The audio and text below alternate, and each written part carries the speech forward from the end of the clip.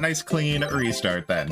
You know, since that issue came up so early, we can give it a nice clean run from the top. All right, same deal as before. Time starts when the screen goes black here.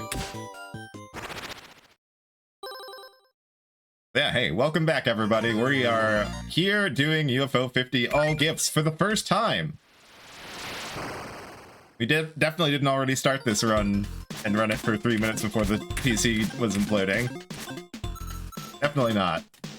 You guys got here just in time. Aren't you lucky? So anyway,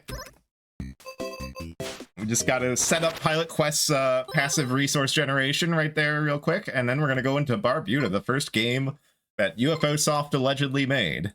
As far as like the, you know, actual development of UFO 50, I don't think this was the first game that was made. I'm trying to remember. I think I remember reading an interview about what game they made first, but I'm pretty sure it wasn't this. But you know, definitely has the old like. Okay, nice. Got the death warp there again. Yeah, again, 5 sword slashes. If you can buffer them in before you walk off, and you just hold the walk button to the right the whole time, you'll land right on that bullet. And that death warps you closer to this room. So yeah, we will be collecting all 50 garden gifts. Each garden gift is a sort of mini goal. Usually something you collect naturally along the way when you're playing a game normally, but sometimes you kind of got to go out of your way. Barbuda, I believe, is actually beatable. You can get the gold disc or the cherry disc without getting the gift, if I want to say. The number of rooms you actually need to go to finish this game is quite small, if you know where to go. We're gonna try... Oh, came up a little short there. There we go. Ideally, we land on the platform there. If you overshoot it, you land the spikes and have to take a respawn. It wastes a couple seconds. But yeah, you want to land on the platform there to avoid unnecessary deaths if you can. Yeah, Melody, it definitely, like, I definitely get a lot of vibes of, like, you know, I grew up with a PC well before it became, you know, standard for everyone to own a PC. And, you know, there were a lot of games that you had to run through MS-DOS, you know, that tended to use, like, the internal speaker, you know, PC speaker for sound effects and music. It was very loud and abrasive. A lot of times, you know, games would just not have much sound or music, or any sound or music to speak of. It kind of gives me that vibe a lot. And, you know, meant to pull out a piece of graph paper, draw maps for yourself, and on how to navigate the world. And yeah, definitely has that kind of vibe. So yeah, the goal for the garden gift here is to see 25 rooms. That stat is tracked across attempts at the game, so that's hence the reset back there to go back to the start and head to the left where there's more convenient rooms. Okay.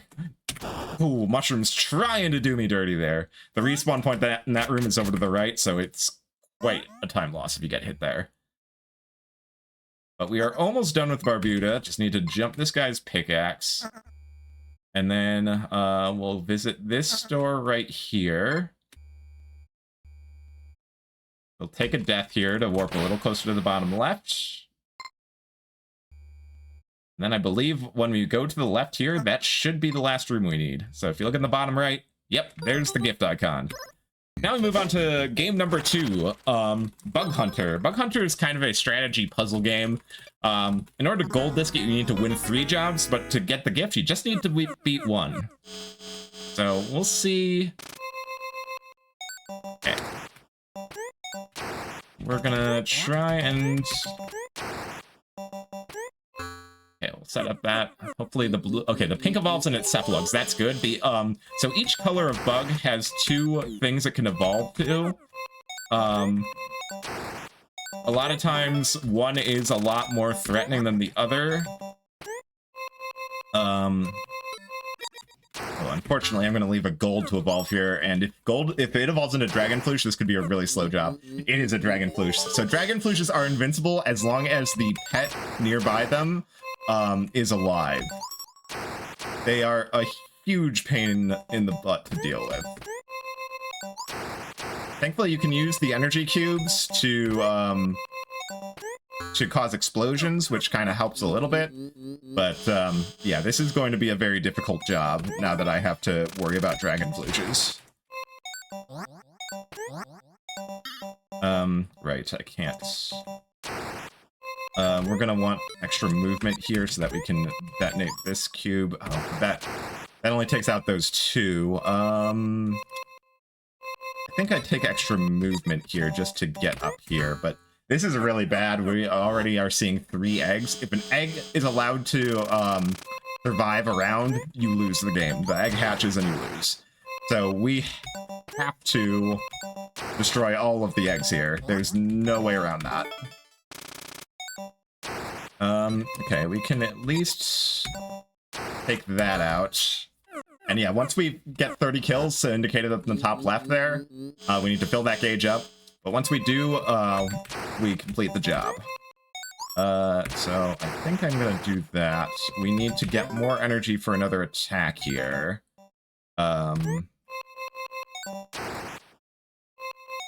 Okay, we can take this snipe here to clear these eggs. Both of these are going to evolve into eggs, so yeah, this is going to be a really slow job. Ideally, you're able to keep eggs from appearing at all, but yeah, unfortunately, things have just not gone my way here. Oh yeah, this is actually... Okay, wait, yeah, this is a pretty good snipe. We can take that out. But I'm out of energy, I can't buy more attacks, so I'm gonna just have to let these 3 become eggs. Okay, let's see here. I think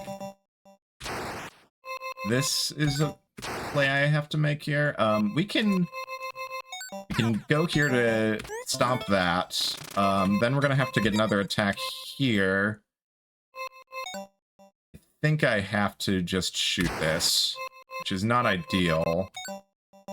I'm gonna jump up here and then position myself to the center here. My diagonal attack can kill both these eggs. Okay. So then we can shoot this.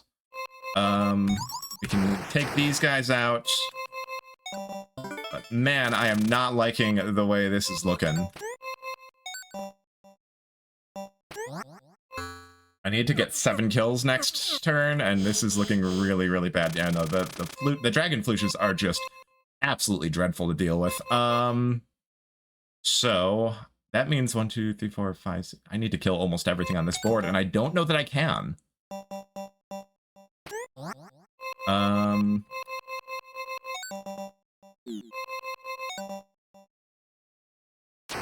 Let me see here. I need to get 5 kills. Yeah, this is the last day available to me.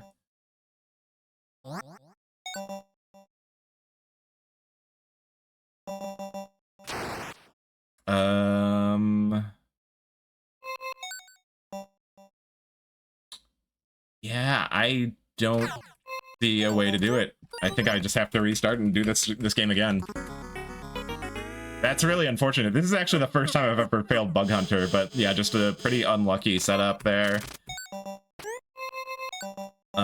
Okay, so we're gonna... I should have used the other attack there. Okay, well, okay. We can, generally, you want to try to prevent the golds from evolving. The blues and pinks are less threatening. Okay, this is Flourish. Flourish is one of the least threatening enemy types. They just create platforms to stand on whenever they spawn. So they're a little bit more manageable. I can use the shift one here to get an elevation advantage, and then use the diagonal movement to take that one out. So, okay, we've got a nice explosion kill set up here. I'm gonna then move here. We're gonna take this out, use the shift to change the elevation here. Unfortunately, I don't have something that can finish this guy off, so we're gonna let him become an egg. But 1 egg is pretty manageable, especially with that very convenient cube right there. We can also, yeah, take this out. Okay, yeah, this is a full clear. Once you get a full clear, usually the rest of the job comes together pretty nicely. I don't want to jump next to the pile of 2 cubes because that can happen. And if a pile of 2 cubes becomes 3 cubes and you're next to it, you will die. Something you gotta be on the lookout for. So, okay, I need more movement here. Let's go here. We're gonna do this. We'll take... Actually, I'll replace this. We'll dash over there and shoot that. Yeah, see, this is what you want to see, bug hunter jobs. Oh, that's a nice diagonal setup right there. I think we will take this. Then we'll just move here. I'm actually just gonna let that one on the top left go. With only 6 kills left, even if it's a flush, it shouldn't be a problem. Famous last words? We'll see. That is not what I meant to do. Misclick there. Okay. We should be okay here. We can shoot this out. That guy's isolated, and now we just need 4 more kills, which shouldn't be too hard to do. All the flushes are being super dependent on that one guy right here. So we can...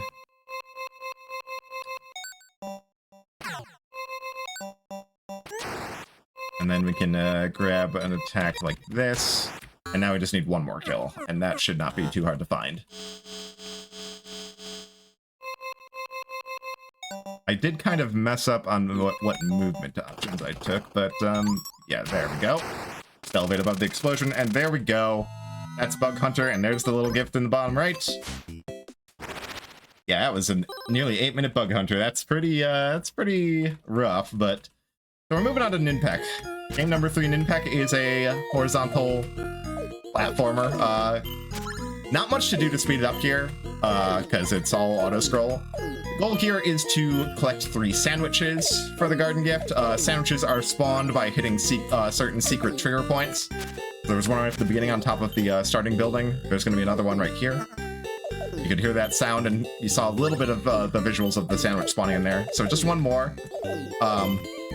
Which the last spawn point we need is coming up not too far from here. And Ninpek is a pretty quick gift. It takes less than a minute.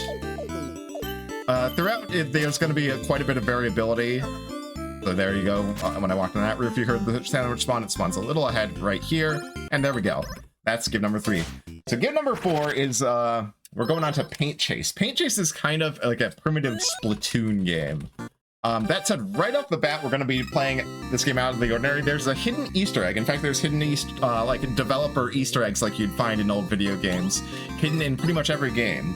And in this one, if you are in the bottom right corner when the enemy paints enough tiles red, normally that triggers an auto loss. But if you're in the bottom right when it happens on the first level, you instead trigger the Jerry is the best programmer message, which I'll leave up on screen right here. So obviously we didn't actually paint 50%, but that's a quick way to finish that level. So normally this game is kind of an auto-scroller.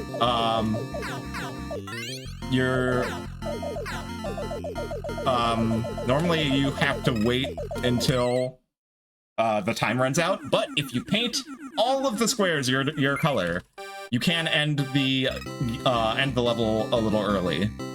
Sometimes very early. And thankfully, perfect scores are possible in just about every level. There's only a few where it's not. And we will see a few of those. Thankfully, yeah, the enemy behavior is all very deterministic, so there are very set routes that you can take that will guarantee a perfect as long as you execute it properly. That said, some of them have some pretty complicated setups. You might see me seemingly randomly breaking for a tile, like right there, just to set up the like the enemy behaviors correctly. Course 4 introduces these faster trucks. They can be a real pain to keep up with. But if we do this right, and we also get introduced to paint gun power-ups here, power-ups can activate whenever you paint them your color, which means if an enemy paints over them, you can activate them again. And sometimes the benefits stack. So like that one, you get multi-paint guns if you use it while it's already active, and it fires faster. So we're gonna be using boosters here. You can stack boosts to gain even more speed. And this one's got the time stop power up. We'll be using it here. That's not quite right. Oh, I have messed up the route on this one. All right, we're probably missing the perfect on this one because of that, but we'll see what we can do here. Maybe I can still salvage a perfect. It's not looking likely though. Yeah, no. This level has a really high cutoff, so I need to make sure I paint as many tiles as possible.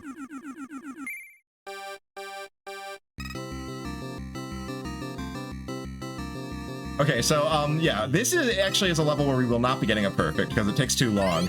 But when you're not getting a perfect, the goal is instead to aim for exactly plus 13 points. Oh wait, that I already messed up the route, unfortunately. Maybe I can still recover it. And the reason for that is because... Yeah, no, I definitely messed up the route. The reason for that is that if you are less than 13 points from winning, the gauge will do a dramatic slowdown as it approaches the point, the win margin. So, if you get exactly 13, then you avoid that slowdown, and you, I went the wrong way on this level, so I'm not gonna be getting the perfect here, probably. But yeah, for levels where you don't get the perfect, you want to try and hit that 13 mark. And we generally have setups to try and help facilitate that. But, yeah, I definitely messed up the setup on this one. I might still get the perfect here, but it's not by much, yeah. That perfect's supposed to happen a lot sooner than that. This is another level where we can't get the perfect. Oops, I already messed up though. So, yeah. There's also a little bit of tech that you can get called warning skip. You might notice that there's a dramatic freeze, like for a few frames whenever you hit enemies, and there's a big freeze when you hit the final countdown. You know, when the time's running low. If you can get those freeze frames from killing an enemy to happen at the same time as the dramatic freeze, it actually cancels the longer freeze and saves you about a second. That level, since you can't perfect it, the goal is to set up for a plus 13 where you get that warning skip, but I messed up the setup, so. This level's got a perfect route, and it's pretty cool if you can get it right. So drones can also actually activate power-ups there, and if I do this right, we'll see that happen towards the end here. So far, I believe I have the right setup here. Oh, I messed that up. I think it's okay, though. Yeah. But yeah, you see, you might have noticed up in the top right, the drone activating the drone power-up again, and giving me a second drone. But yeah, so the gift goal here is to beat 12 levels, so we're actually getting towards the end of this one. But yeah, Paint Chase is one of the longer gifts. Yeah, so far I've got the right setup here. I think I break here for a tile. That gives that just enough time to paint that over. If we could take that wide turn, it manipulates the drones to just right to finish painting those top right tiles. So just 2 more levels to go, and then we're done with Paint Chase. So this one, yeah, we're gonna trip the switch right before that slug can paint that center tile. Oh, okay, that was not quite the right motion. I might still be able to get the perfect here, though. But I did a little bit of an inefficient movement there. Oh, okay, yeah, that tile got missed because of that. Can I fix this? Well, we'll find out. Ooh, no, the plane's going that way. Okay, we're missing the perfect on this one. These grenade cars, you really want to make sure you're killing, because if they explode, they'll paint the entire half of the map their color. Anyway, 1 more level, and then we are done with Paint Chase here. Just gotta do this one here. Wait, that's... Man, I already messed up. I hesitated and I went the wrong way there. Let's see if I can... Oh, wait, no, this is... I'm definitely not going fast enough. I'm supposed to be full boost speed here. Okay, well, we'll see what I can do to salvage this, but things are definitely very off here. I don't think I'm getting the perfect on this. Yeah, no, this is not going to be a perfect. We're just playing to make sure I don't fail the level altogether at this point.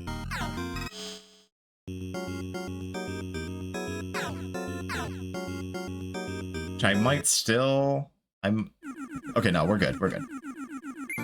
But there we go, there's the gift for that. We go into Magic Garden. So, Magic Garden, game number 5. It's kind of like Snake meets Pac-Man. You're not going to see much actual gameplay of it, though, because the goal here... the way the game works is you build up a chain of these little followers called Oppies, and then you bring them to the drop-off zone marked with stars. The garden gift is just to drop 10 at once. So we've got enough here. We're just gonna go ahead and walk on the drop zone, and there's our gift. And with that, we move on to Mortal. This is another one of the longer gifts. This is a puzzle platformer all about sacrificing lives to make progress. We have to watch the mandatory tutorial, which will explain a lot of how this is going to work.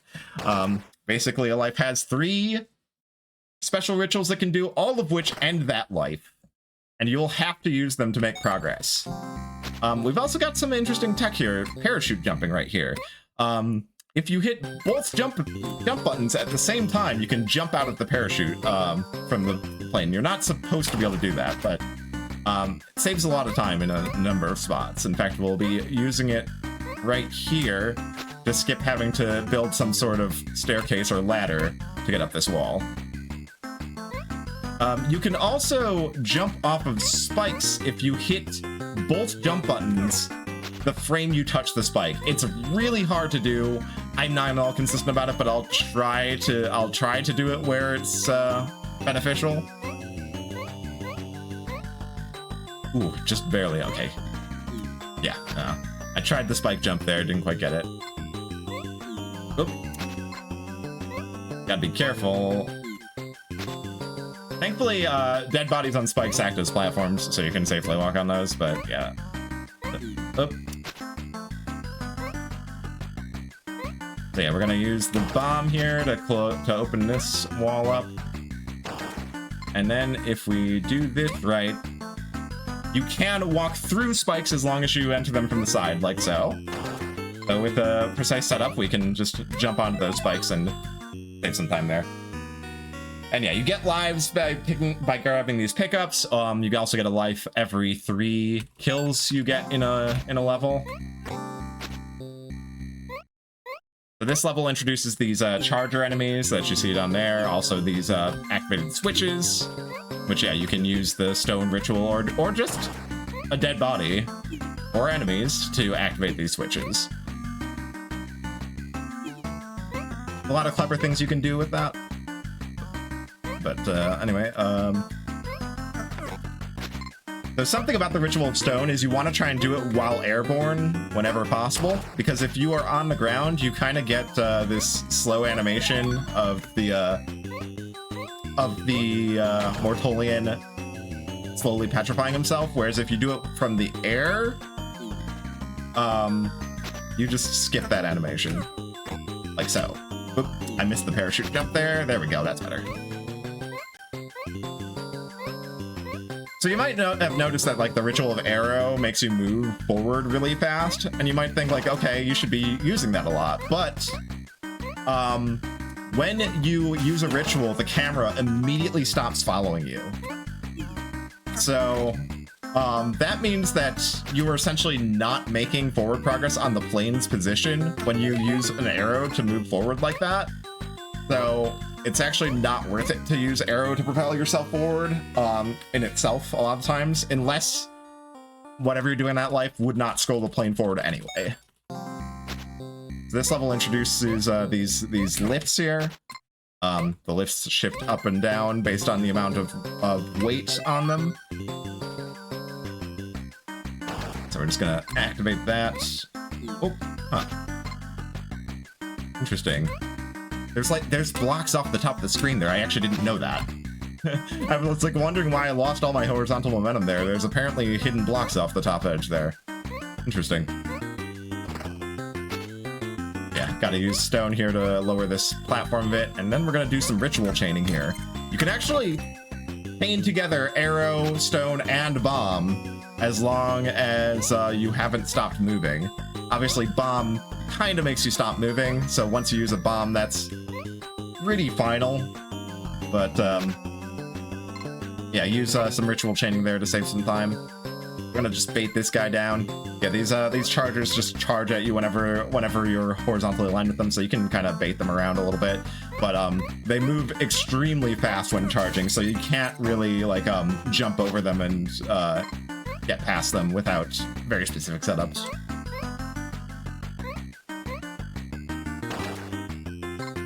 So we're gonna go ahead and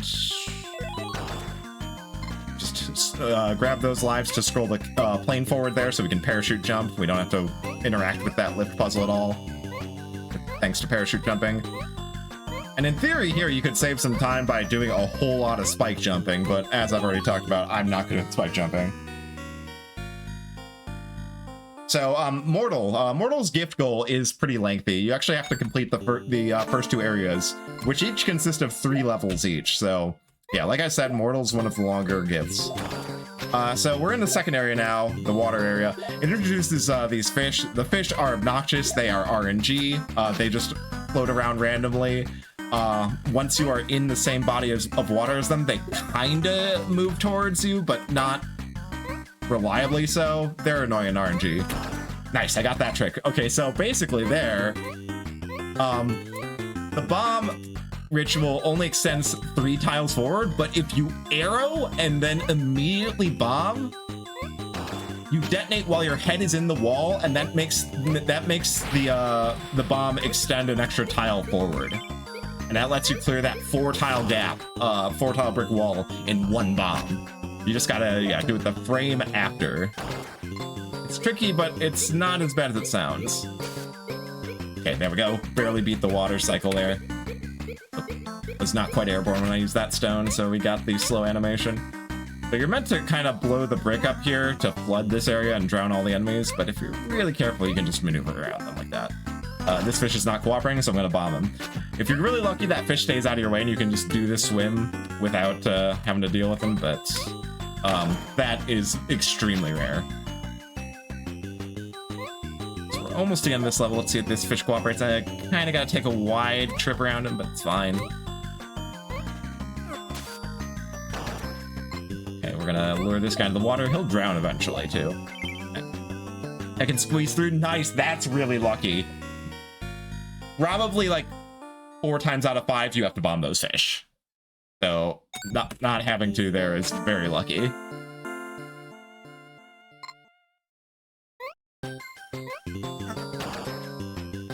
Not quite where I meant to put that bomb. I wanted to blow both those tiles. This is gonna be a little hard to squeeze through with the charger here. Okay, we're good. This fish is... Okay, got around him. So yeah, we got introduced to fire and fire blocks here. Fire puts a timer on your life, but you're essentially invincible and can set enemies and these orange fire blocks on fire if you touch them while burning. So yeah, we're gonna go ahead and just use the fire to clear out these chargers here.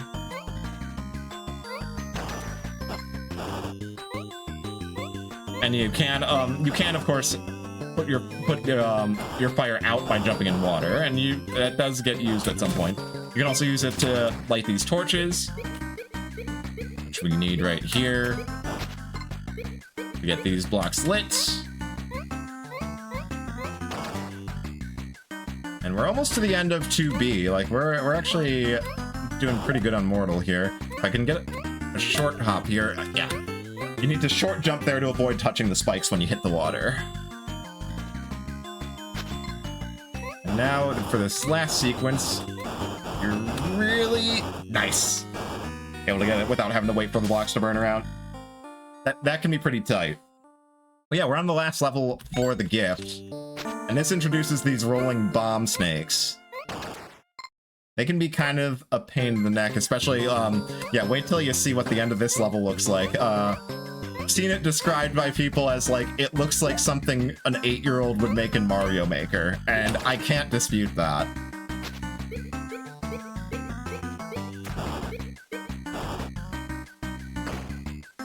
So yeah, we're gonna be seeing a lot of these rolling bomb snakes. Gonna go ahead and arrow here to clear those out. Oh, got sniped by the fly. Yeah, the arrow there lets me climb the wall a little faster, and then we gotta start. Oop, I misplaced that. We gotta build a little bit of a stair here. There we go. Yeah, we're already coming up to the infamous ending of this level. Oh, that's a pretty bad time to fall, because I think the cycles are going to be a little off here. Yeah, I think I can still get in here. Yeah, had to maneuver. So here we are. Here's the ending of 2C. It sure is a treat. So basically, there are just rolling bombs absolutely everywhere. And you just kind of gotta try and squeeze through. Oh, bombed a little early there. Oh, actually, I just noticed my life count is really low. I gotta be careful here. Okay. We're just gonna wait here a bit. Okay. Ooh, almost got hit by the fireball, but there we go. Mortal's done. And we are on to Velgress. The Velgress is, you know, people hear that the guy who made Downwell, if y'all are familiar with the indie hit Downwell, they hear that that guy made a game for UFO 50, and they see this and are like, it has to be this one. It's not.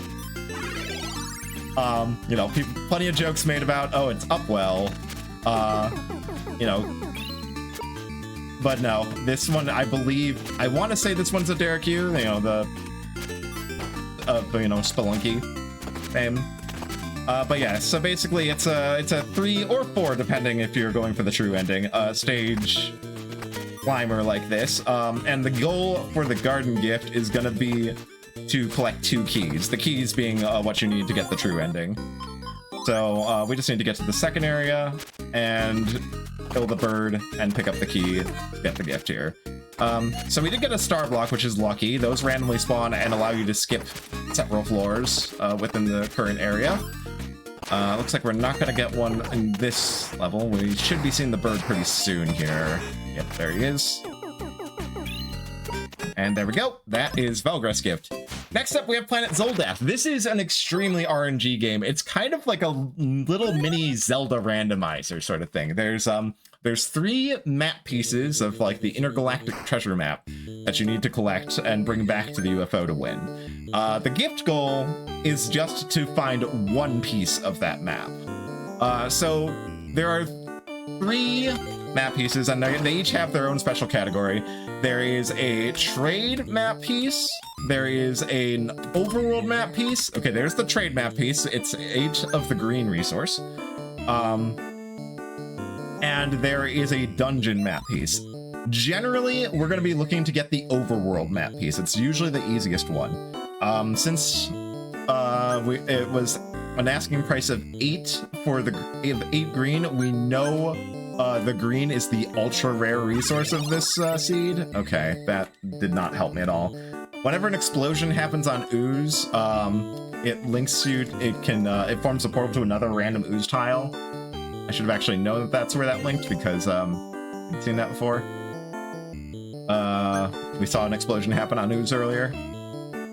And yeah, the thing is, like, enemy types and their damages and attacks, and like, you know, whether they're enemies or friendly NPCs, which resources are the rare resources, what resources each item uses, it's all randomized every seed. So you kind of have to be observant, pick up on context clues to figure out what does what needs what. So yeah, 8 greens for the map piece. Yeah, at that cost, like I said, I know that the green is the ultra rare resource. Ooh, okay, I'm actually in luck. Pulse generator uses the resources I have, and friendly NPCs have a chance to drop the ultra rare resource for the seed. And there are 4 of them on that screen. They'll respawn if I move 3 screens away. So this is actually a bit of an unusual seed. We're gonna go for the trade map piece. Usually you go for the overworld pickup. Because it's just, it generally just requires that you have a single particular item to get. And you can usually grab it pretty quickly. But yeah, in this case, we've got our 8 ultra rare resource. I'm gonna grab this health just for safety. Yeah, it looks like maybe the overworld check might have been down to the left from there. And on that tile, like I needed bombs to reach that room to the south. So now I just need to remember where that trader was. I think he was up this way. Is it like one of these guys? No, it was the next screen up. It was these guys. Yeah, there we go. All right, there we go. That was actually pretty good for Planet Zoldath. So, we're almost to the end of the first row. We're almost a fifth of the way through, but we've actually got another bit of a longer game here. This is a tactics, kind of a real-time strategy sort of game. So we just gotta march enough soldiers over to the enemy side to take all their flags, in this case 2, before they do the same to me.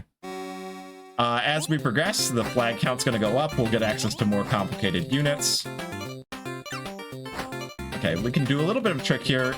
So you can't move units forward, but you can force them forward by swapping them with a unit that's ahead of them.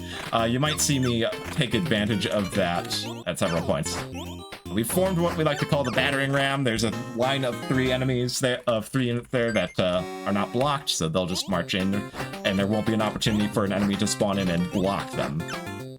Let's put you in front and try and get a battering ram there.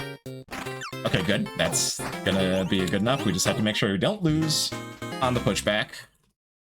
And so I believe we need to win 12 levels here to obtain this gift. There. Okay, that is not going to be a functional battering ram here. Oh, okay. We're getting unlucky on this level. Enemies are happening to spawn in a, spawn to block me there. Okay, we did get 2 through, though. I do need to block that top row. That top row is pretty dangerous. Okay, never mind. We got guys getting through on the bottom. We're fine. Okay, there's a lot to keep an eye on, because you need to be making sure that you are,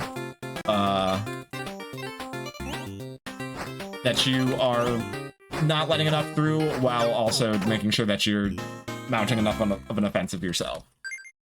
So this is escalation. This is where the flag count goes up to 5. I believe it will stay there for quite some time, for the most part. And we've been introduced to knights, which move twice as fast. Okay, let's okay, we just need to block a little here, because we've got a ram that's gonna make it through in the bottom. Okay, yeah, that'll be a win there. Yeah, knights move 2 tiles in 1 turn. So you generally want to put them at the end of the line. Now this level, I only have 1 flag, so defense is important here. I really need to watch out for enemy knights in particular. They can cause a lot of trouble. The grunts have this thing where as long as they're part of a line of at least 3 units, they are completely invincible to melee, but not to range. So you know that's something you got to keep in mind here. So we did get 3 damage through. Just need to get 2 more. But again, I have to make sure that I never take damage myself, because we only have 1 flag on this level. We're looking pretty good. There's 2 that look like they're about to get in. Yeah, okay, we're good. We're good. Nice. That level can cause problems. I believe we get introduced to spearmen here, which will attack both of 2 piles in front of them. They're good to have, like, in the first or second slot of your battering ram. So we've got kind of a battering ram set up here. We'll just focus on playing defense now. Okay, and there's not going to be enough damage going through. We can just hit the fast forward button and let these guys march in for the win. So we're at level 9, just a few more to go. Spearman for near the front. Move that to the front too. Okay. And now we'll just, okay, looks like the battering ram's gonna get through. Nothing spawned in front of them, so now we just need to hold off enough to finish the scenario. There we go. Yep. Okay. We're on mission 10 now. So this has actually been a really smooth of tactics. Okay, just move to the empty lane here, and we'll hope it works out. Okay, looks like it worked out. I just need to play some blocking there, and now we can hold fast forward. I believe starting at this level, I'm gonna have to be a little more mindful though, because, yeah, this level introduces assassins, which will attack vertically. That can cause some problems if you're not paying close attention. Because yeah, now you can't just reliably expect that, like, okay, you see a line of enemies getting, a line of units getting through, and they've made it to the end. Nah, you gotta watch for assassins shooting them from the sides. And in fact, I think I just got dismantled by one. I wasn't looking up there, but suddenly my line of units that was looking pretty strong is gone. So I think something went horribly wrong with assassins, perhaps. And yeah, now I'm having to play a little bit of salvaging here to get stuff in a workable position here. Yeah, no, I'm getting decimated here.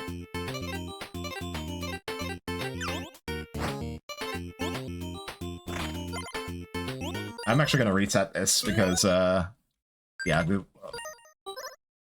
keep forgetting that the tutorial is the first option.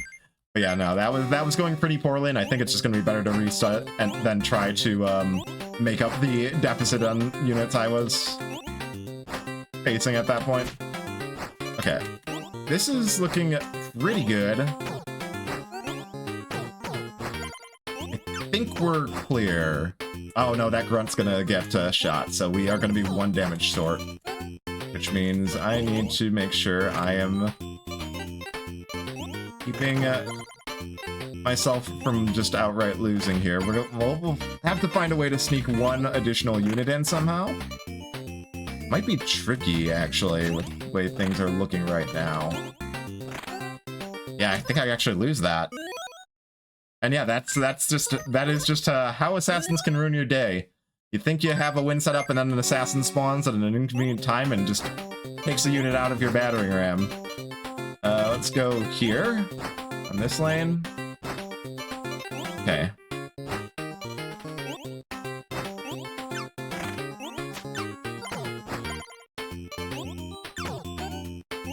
This is looking pretty good. Okay. Yeah, we got it. Yo, also, huge shoutouts to He Who MR is myself, regular in my channel.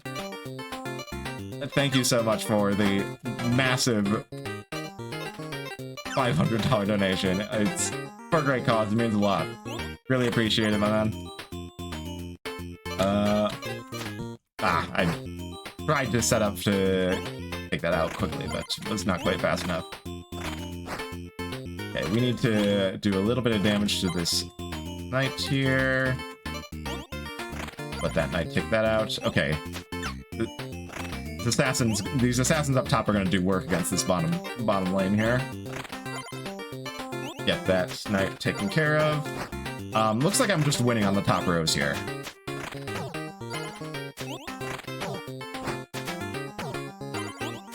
Yep, that should be it. I think that's the gift.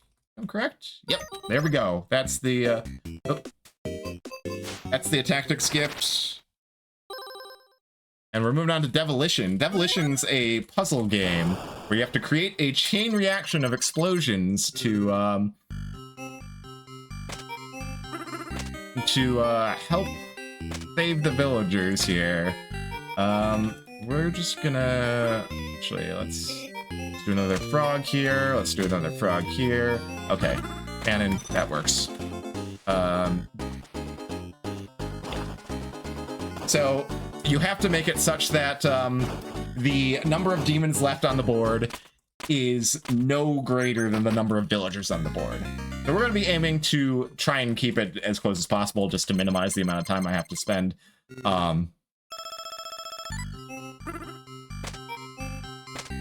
You know, getting clears. Let's see here. We're gonna want something like this. Yeah, actually, I believe this does it. The top one and the far right one will stay alive, and this will clear everything else. So we have to reach wave 5. Once wave 5 ends, win or lose, we'll get the gift. Okay, so let's see. How are we going about this? I think we're gonna go like I could have picked a better position for that. Let's get this plus here. We're gonna be looking for another plus here.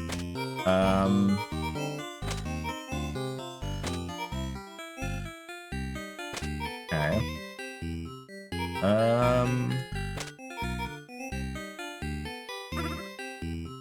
Okay. Let's see. So yeah, starting with the X there. Oh, okay, wait, hold on. I also need to, I'm not hitting this guy, so the purple guy in the top left needs to be hit twice to be killed. I guess I'm gonna do this. That'll work, and that should do it. I think this is actually a full clear if I'm running my calcs right. Which, a full clear does get you a bonus villager, which can help with some cushioning, but you do have to sit through this animation right here. It takes a couple seconds. So we just need to clear one more wave, and then we are clear on Demolition here. So I need to get down to 3 villagers or fewer here.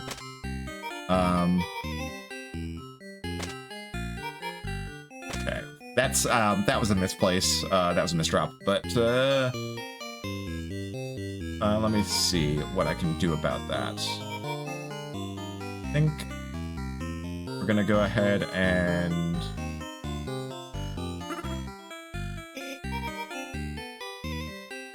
put this here. That finishes that up there.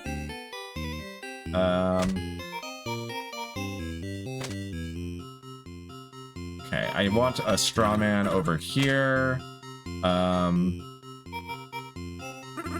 We can put a cannon here.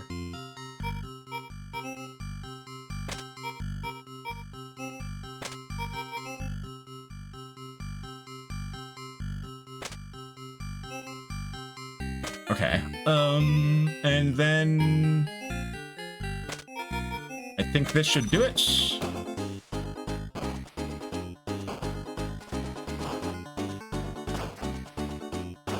Another full clear. Again, I didn't really need to, but you know, just playing a little bit safe for marathon safety. It's really easy to accidentally like forget to link up one thing, and then you just leave like a big cluster of 5 demons left. But now we're on round 5, and we just need to end round 5. We don't need to win it, so we're just gonna go ahead and put this frog down and immediately detonate it, and we'll see the gift pop up in the bottom right. There it is.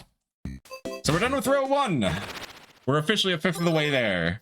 Next game up is Kit Club. It's a single screen action platformer. Kind of resembles like something like Bubble Bobble, but it's soccer themed, well, sports themed in general. You're a kid with a soccer ball, and you gotta take out all the enemies.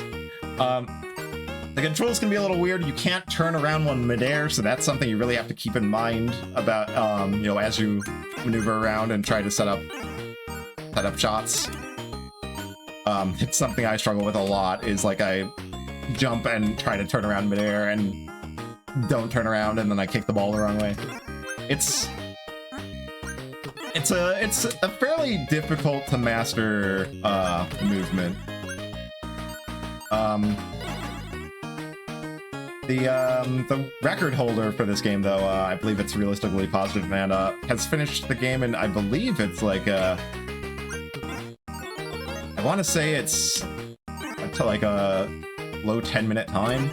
It's crazy fast how easy he makes it look. By comparison, my movement's gonna be a little cumbersome, but oh, I missed that one. Okay. Just go grab the ball. There we go. And yeah, you get better food drops as long as you maintain combo. You know the combo drops when the soccer ball goes kind of dark gray. Ah, didn't quite make it. If you're quick about it, you can squeeze up here and grab the ball without getting hit by the birdies here. And I use charge kicks there. If you hold the button a little bit, you can kind of charge up a more powerful kick that will pierce through one enemy before bouncing off. Very useful in that level for clearing those double lineups of tennis balls. I think if we use one here, we can... not quite the right angle. Yeah, there's so many like subtly different kicks you can get depending on if you like kick while you're moving, kick while you're jumping. Yeah, there's like get up there. Yeah, there's so many little subtleties to the movement and the aiming of the soccer ball. That just make this a really hard speedrun to optimize.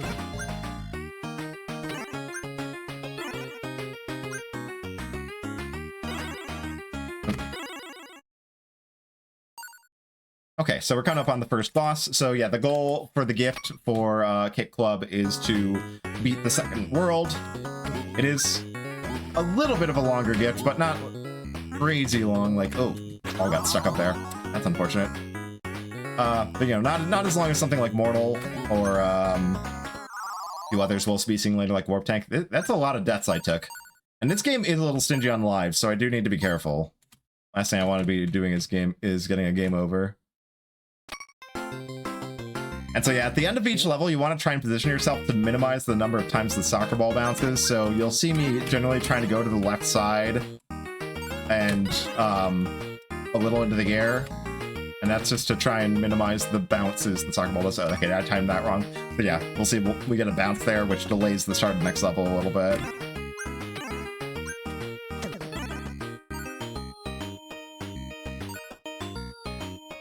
Some runners actually prefer running as playing as the girl. She spawns in the bottom right, and you know, some levels where there's a little bit of asymmetry, there can be setups where that's beneficial.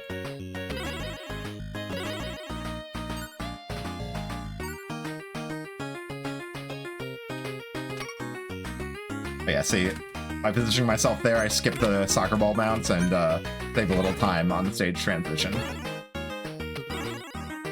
It's convenient when levels happen to have like platforms that are positioned well that you can just stand on and get bounceless. But yeah, sometimes you just kind of gotta try and eyeball the timing and just jump up in the air as the stage transition happens. I think we want to be a little off the ground for this one. I think that platform's slightly too low.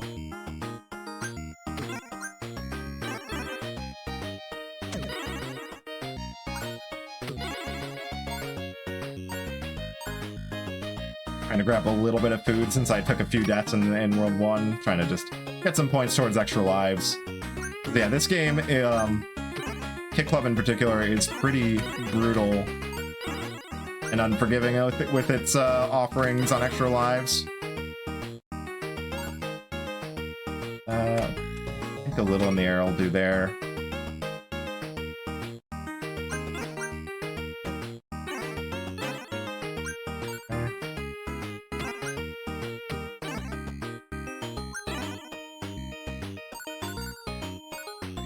I think I'm gonna be out of position. Oh, no, okay, that should be bounceless.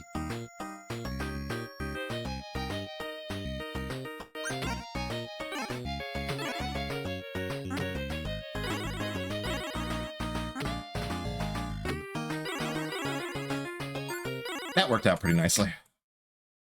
All right, and now we're on the boss, and so as soon as this boss goes down, we will have the Kick Club gift, and we can move on to the next game in the list. This boss is quite a bit easier than the first boss, I say as I jump right into him. I just need one more. Okay, and there's the gift. We move on to Avianos. Avianos is a turn-based strategy game. We're actually going to see the first use of the two-player mode here to make this most efficient, because the gift goal here... I got 2-player. Gift goal here is to max out your blessings from one god, or from one ancestor. So there's a specific route we can do to accomplish that. So first turn, I want to move to Bones as 1 player. Then we go to Brontor. We're gonna build a church here, and we're gonna use Brontor's Miracle, which just levels up your blessings with one ancestor. I'm gonna use it twice, and then we're gonna move on. Player 2 can use whatever as long as it's not Trilock here. Then we want Trilock. This will just generate more bones for more of that miracle from Brontor. Unfortunately, I have to take a level up here, which wastes some time, because we need to let player 1 have Brontor. 2 players cannot use the same ancestor 2 turns in a row, so I have to not use Brontor there, so that player 1 here can use Brontor. We're gonna max up Miracle to reduce the cost of the Miracle to level up Favor with Brontor, and now from here it's just a matter of mashing until the level is maxed. So you don't really see much actual proper Avianos gameplay. You know, you're meant to build up troops and buildings, and you know, try and take enough forts to win. But here we're just using 2-player mode here to max out that gauge you're seeing to the right of Brontor's portrait there as fast as possible. And there's our gift. And we move on to Mooncat. Mooncat is a very interesting platformer. It is essentially a 2-button game. There is a left button and there is a right button. You can press them together to jump. You can double tap one to slide in that direction. You can press both buttons together in the air to ground pound. There's so many little subtle things you can do with just 2 buttons. The gift goal here is going to be to use a hidden portal. Thankfully, after these 2 like intro tutorial screens, there is a hidden warp portal on the very first screen, so we will not spend very long here. Yeah, Mooncat is one of those games that I think everyone kind of feels really weird about at first, but as they, as you get used to the very unconventional control scheme, you really start to appreciate the amount of depth in Mooncat's movement. And yeah, there we go, with a dash off the ledge into a coyote time jump into an air dash. We can reach that portal without having to bounce off the lips. And now we move on to Bushido Ball. Bushido Ball, we just have to make it halfway through the in-game tournament. But there's nothing in the glitch requirement that says we can't change the settings or use 2-player co-op mode. And if you're using 2-player co-op mode, then the number of matches goes down from 5 to 2, which means you only need to win 1 match. And with a little bit of finesse, you can kind of cheese the AI out.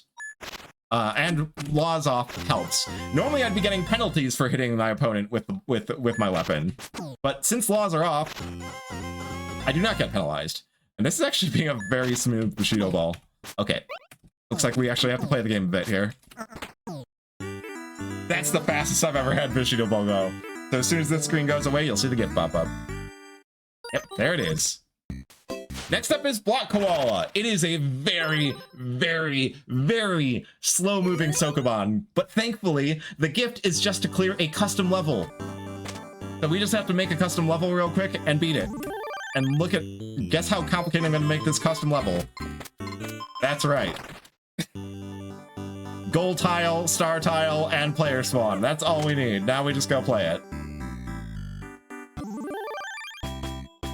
You may not like it, but this is peak level design.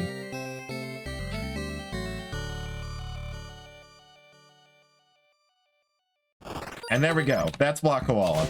Now we move on to what I think is generally regarded as the superior puzzle game in UFO 50, but it is quite a bit shorter. That said, not for the gift. This is Camouflage. The goal is to guide your little lizard friend to the burrow safely. But any enemies on the screen have a set line of sight, and if they see you, they will instantly dart over to you and eat you. So you have to use the power of camouflage to stay hidden from them. When you have the baby in tow, it will also camouflage and move just the same way as you do. So you have to keep that in mind for movement and camouflaging and, for getting caught. Oops, went the wrong way there. So the gift requirement is to reach a total of 30% completion. So I will be getting a lot of the item pickups here. And yeah, so right here, you'll see how, you know, the baby makes you have to change your route here. You gotta go to these yellow tiles, because otherwise the baby is just going to like split its disguise. Like, it'll be on the green tile and it'll camouflage green while you're camouflaging yellow, and that's no good. So we're gonna use brown here to walk across the brown and grab this orange. And yeah, this the 30% goal is doable within 5 levels. The next level, we're going to be skipping some collectibles because they just take way too long to get. Yeah, Black Koala, I think Black Koala is underappreciated. I think, you know,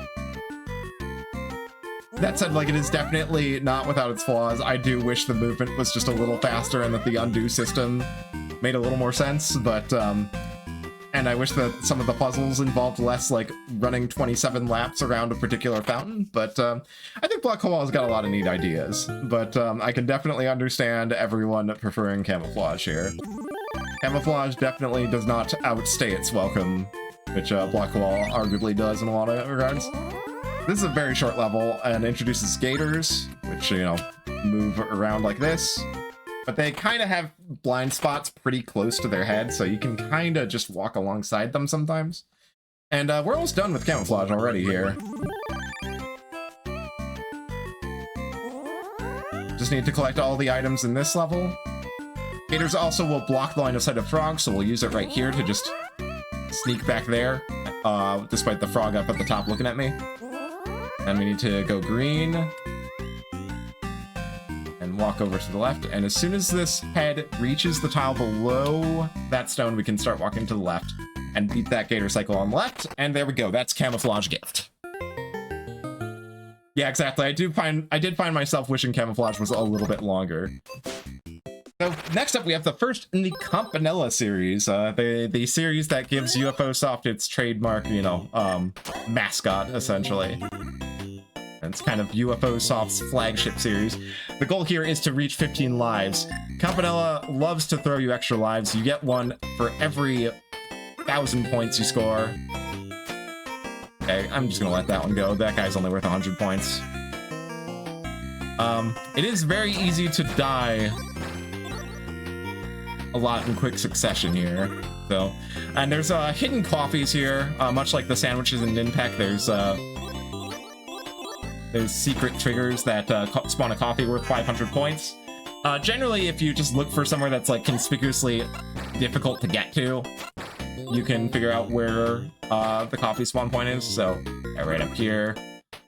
And then next up, we have the bonus round. I'm going to be looking to fully clear this bonus round for a lot of points towards that 15 life total we're looking to hit. So every crystal you hit here is worth 200 points. And I forget how many waves exactly there are. A lot. And there's a hidden timer, and once it expires, the bonus round will just end. But as long as soon as you clear a full wave of crystals, the timer resets. So, okay, I think there's 2 more waves. Ooh. Oh, that's bad. That's bad. I missed that. Okay. That's a whole wave of bonus crystals I missed, so I'm gonna have to do some extra levels here. Yeah, that one kind of got away from me there. Ideally, I'm finishing this goal right here, but yeah, I need another 1,200 points, so we gotta be... I think the green coins here will get me there. Okay, one more kill. There we go. That's 15 lives, and we move on to Golfaria. Golfaria is an open-world golfing Metroidvania, and the goal for the gift here is to obtain the Blockbuster power-up. Not really the first power-up you're meant to get. You're kind of meant to go get the brakes first, which honestly makes this game feel a lot better when you have the brakes available. But since the gift goal is just to get the Blockbuster, we're gonna go straight to it. Got a pretty set route here. We're gonna go up onto this hill and hit this eagle, which gives back 10 strokes. And we just go across the water here. Okay, be careful not to hit that hidden hole under those bushes there. Because we don't want to go to the underground there. Okay, the lead line there kind of lied to me a bit, but we're gonna head up to the temple. This is the temple where the blockbuster is found. I think that's high enough, is it? No, okay, I need to adjust up a little bit. I think that should do. Okay, yeah, this will clear the gap. I'm actually gonna hit this guy into the pit, because that'll give me 3 strokes back. Just a little bit of safety.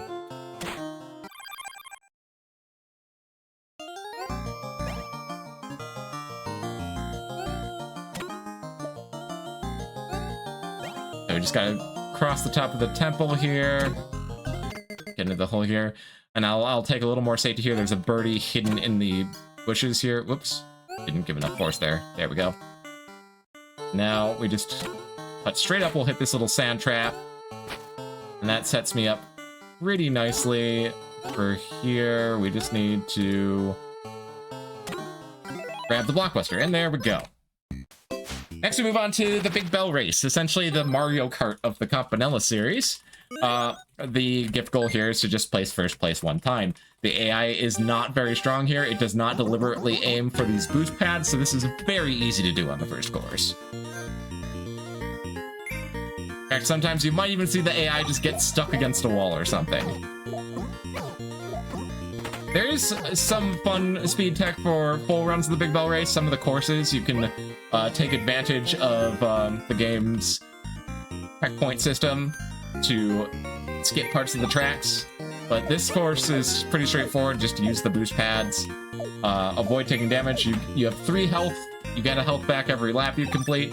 If you die, you respawn at the start and have to redo the current lap. So, yeah, just avoid dying. You also get a basic close-range melee attack, which both you and the other ships can use. Sometimes you can kind of use get the AI to shoot forward with their slaps, but yeah, not much to say. Now we're on the Warp Tank. This is one of the longest runs in the All Gifts run, because the goal is to beat Renegade, the first boss, and the first boss is like 80% of the way into the game, so we're going to be seeing a lot of this game.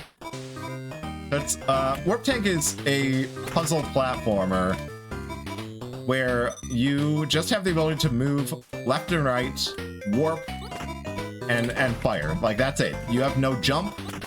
If there's non-level terrain, you can't get up it. So, first level, you will unlock, triggers an unlock, first level you beat triggers an unlock cutscene that shows those pistons moving to gain access to this right side room. It's a little bit faster to reset the game and continue than to watch that cutscene. Got Junior Sector here. There's a really fun movement sequence right here. I love that part. It's really fun to execute. Very satisfying when you get it right. And it looks real flashy. This whole game looks pretty flashy when it's speedrun optimally. And yeah, unlike some other games in the All Gifts run here, you're gonna see some pretty high top level strats. I am the record holder for both gold and cherry for this individual game, so I'm pretty strong at this one.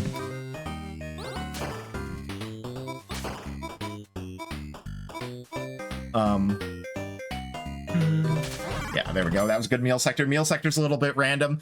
Meal Sector is our first time seeing those eyeballs. They shoot a little randomly. We've got a really fast cycle I can make here. It's pretty hard though. Let's see if I can get it.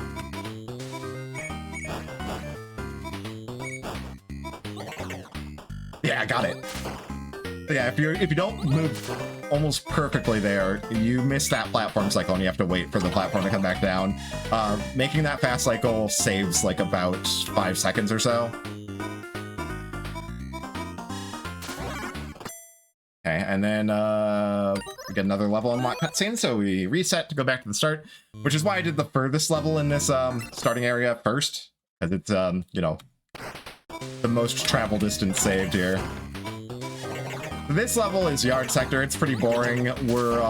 There's a bunch of platform cycles that you can't really do anything to reach more efficiently.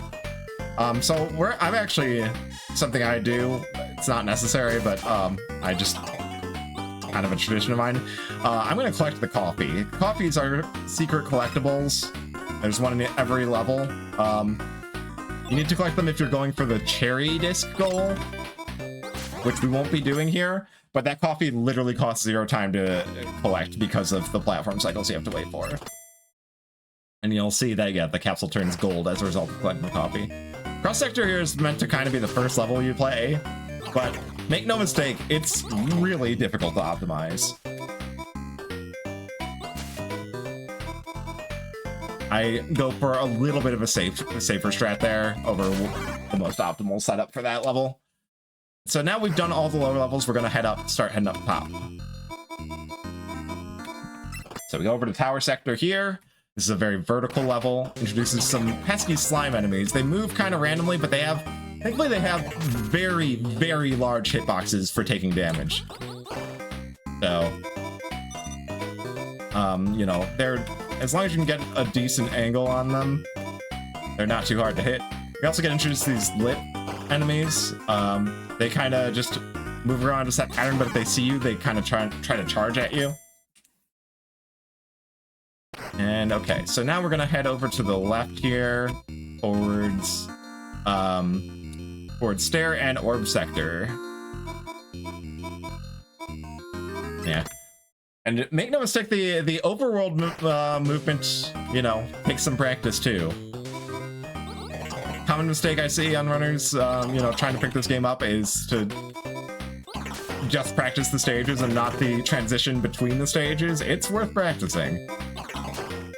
But yeah, this level is all about these eyeballs.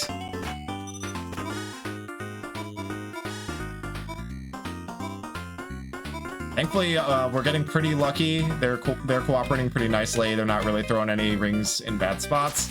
So yeah, that was a pretty smooth stair sector. And then we've got Orb Sector, which is essentially a short auto-scroller. Yeah, these smaller capsules are these arena levels where you just have to survive for a set period of time. It doesn't take too long. And it's generally pretty straightforward. And yeah, I love the jazzy music in Warp Tank.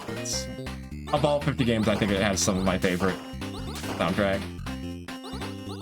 Yeah, generally on Orb Sector, you just kind of hang around the bottom here, and you'll be okay for most of it.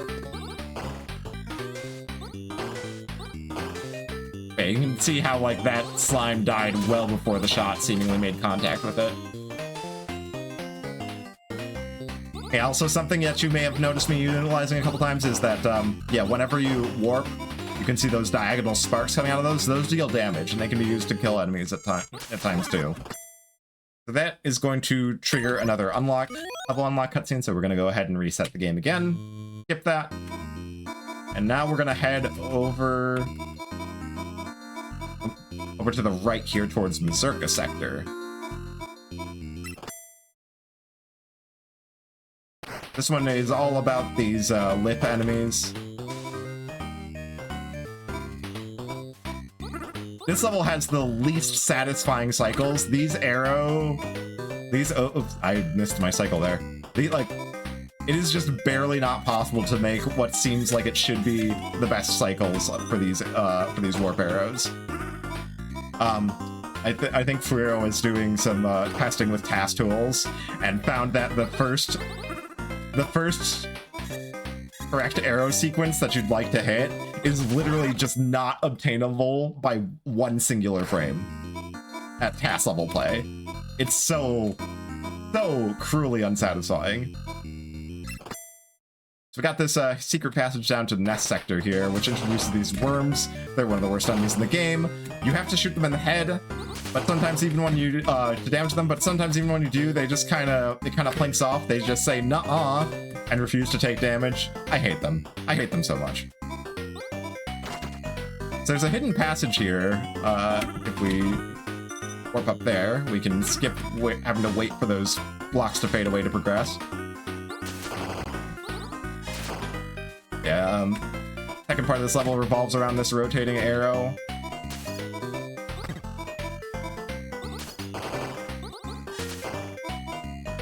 And yeah, these flesh walls, you have to destroy all the flesh blocks to lower the gates. Oh, one more shot. There we go. Pretty smooth Nest Sector. This Warp Tank segment's going pretty smoothly so far. That was an unnecessary warp. Got deep sector over here. Just a few more levels, and then we'll be on the final sequence towards the renegade fight for the gift. Yeah, these purple blocks block warps. And this level also has these blue and red shift blocks that flip every time you do. I missed the cycle there. So you got to use these those purple block anti-warp blocks to shift those blocks sometimes without actually warping. Just to add a little bit of an extra puzzle layer here. And we've got our second arena level, Garl sector here. This level's pretty straightforward. You mostly just kind of hang out on this top left island and you'll be safe for most of it. I go for a few extra kills that aren't really necessary, but I like to shoot this just because how cool that fire wave looks going around that half-pipe. But you can just leave it alone.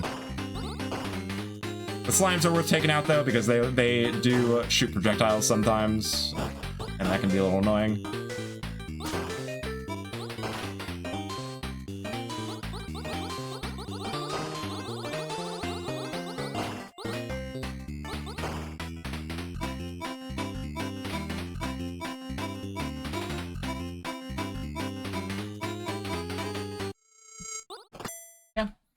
We got one more level before we start the final sequence for Warp Tank. Got Nugget Sector over here. This one's a pretty RNG heavy level for if you're looking to play, get the most optimal route. We'll see how it goes. Yeah, I got unlucky. The slime just rammed right into me there. That's my first death of this run, isn't it?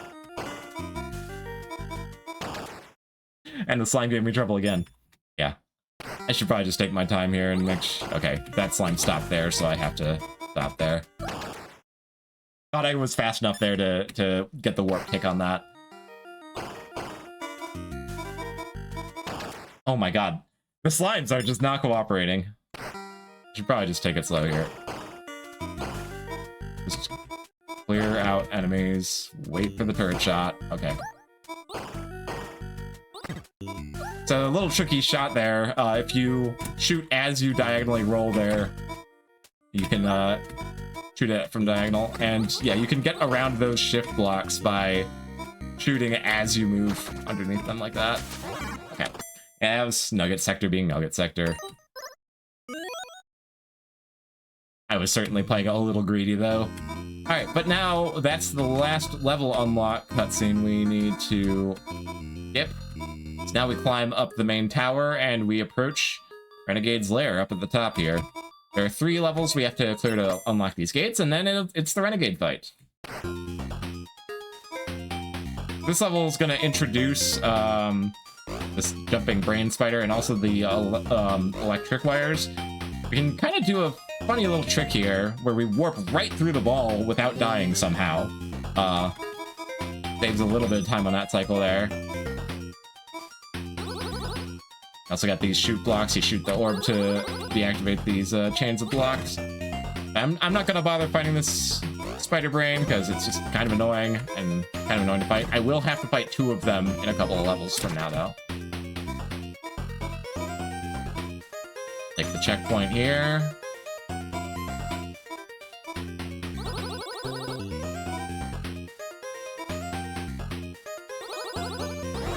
Yeah.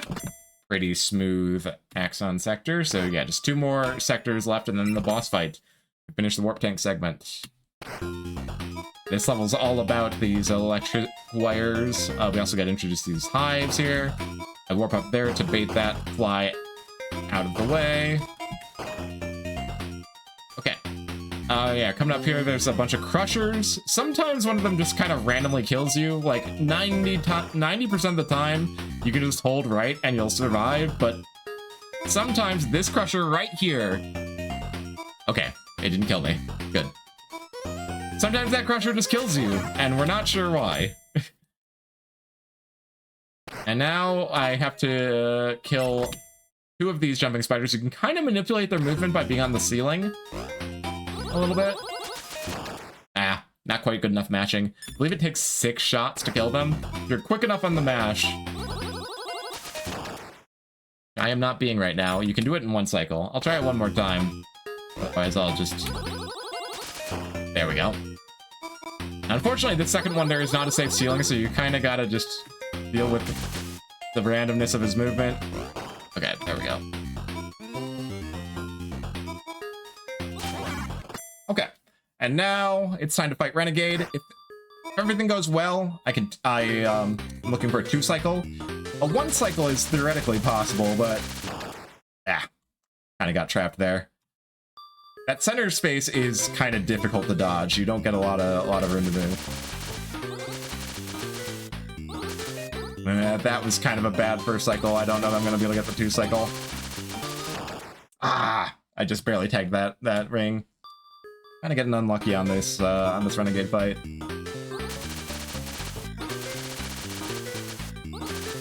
Okay, we got about half of his health gone there. And no 2-cycle here. Easy 3-cycle though. And there we go. That is Warp Tank done. We move on to Waldorf's Journey. Waldorf's Journey kind of resembles like a procedurally generated game, kind of like I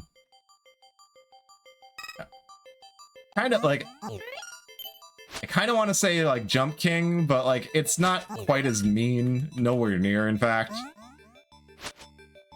It's like a very physics-based platformer. Okay, I'm looking for canned fish there. Canned fish instantly fills my my flight meter, which gives me a lot of control.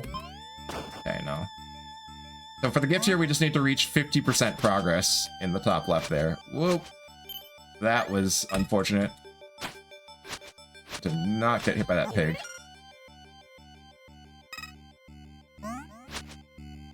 Want to try and pick up fish where we can, because that'll give me more energy for flight. Okay, just need a little bit further. I think if we get up to this platform here, that'll be 50%. Yep, there we go. Porgy! So Porgy, we've got another Metroidvania type game here. This one, you assume control of a cute little submarine. You hold the fire button. For some reason, you can dash more frequently, so you'll be seeing me do that a lot more. But everything comes down to that fuel gauge on the left. Dashes use more fuel. Taking damage will cost you some fuel. So the goal here for the gift is to defeat a boss.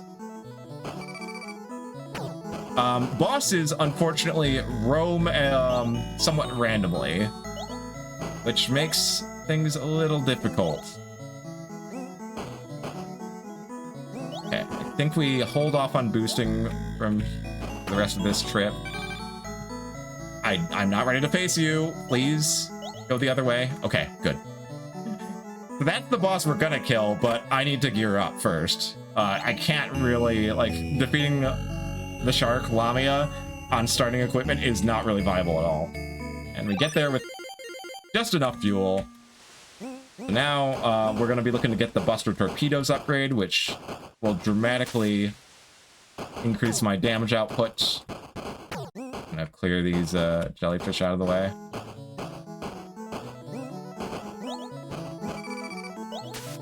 And these seahorses are so annoying. The seahorses move super randomly.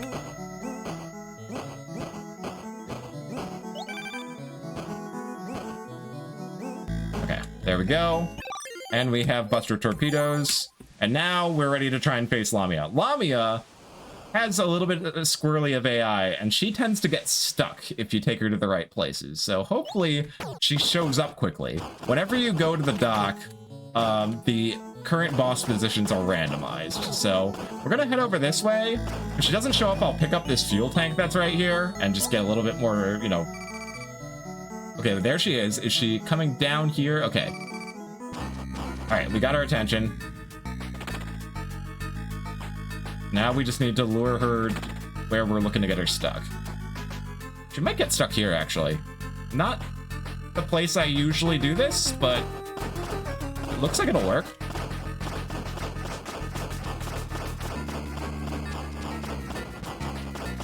And if my health gets too low, I can bail back to the dock. And if I can do that without dying, the damage progress I've made will be saved. But so far we're looking pretty good on luck here. We haven't gotten hit by the fish yet.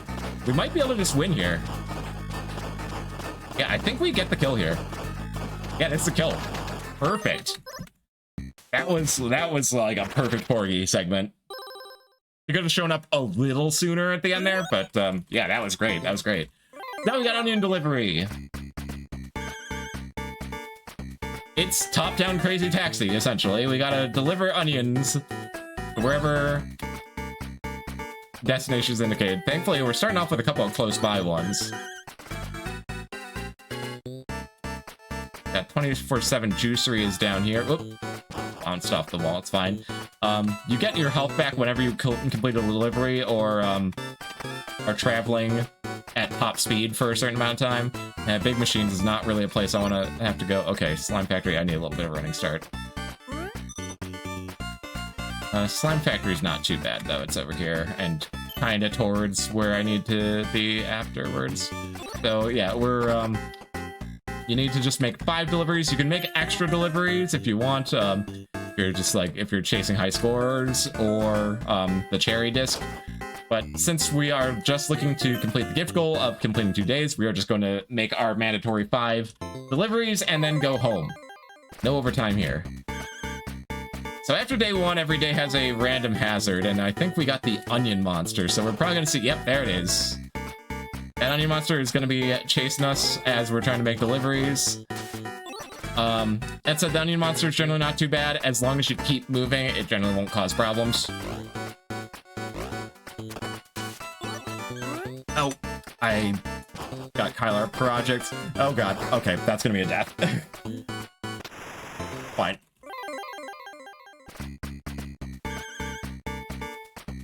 There's a little bit of time loss, but not too bad. A lot of the time loss or time gain you make on the end delivery segment is just based on luck on what destinations it sends you to. Okay, bumping the onion monster because I had to make a U-turn. Get to Big Oil Theater, which is right up here. City Hall is... Alright, yeah, there's the ramp right there. Big Hall, we just will loop around here. Locker B. Turn around and go this way. As long as you drive on the right side of the road, though, nothing will spawn directly in front of you, so you can kind of use that to help get around the city a little more easily. Yeah. So, some speed bumps, but onion delivery is done. There's our gift. Next up is Caramel Caramel. It is a horizontal shmup. It's all sorts of genres you get in UFO 50 here. And, honestly, I think this is what, like, I think this is a fairly decent horizontal shmup. There's, UFO 50 has 3 shmups. And, I like Caramel Caramel quite a bit. It's got this photo mechanic where you can take photos of enemies to freeze them in place and make them give you extra bonus points. You can also take photos of some like background elements like that donut in the background, and now it drops, you know, extra point items. I haven't really gone fully into like trying to optimize it for score, but it seems like a kind of a fun puzzle challenge. Okay, let's... Yeah, there, I can shoot those little dirt clumps in the background for more point items, too. That's a points don't really matter here on the gift run. We only care about beating the first boss. Yeah, some enemies behave differently depending on whether you shoot them while they're photographed or not. Did take a hit there, you have 2 HP, and at the midway point of each main level, there's a special enemy you can photo for a wrench, which will repair damage you've been dealt. And there's a safe spot coming up here on this mid-boss that I'm going to take advantage of here, just for marathon safety. Normally I like to fight this guy just for the fun of it, but if you hang out in the top right corner here, nothing's going to touch you.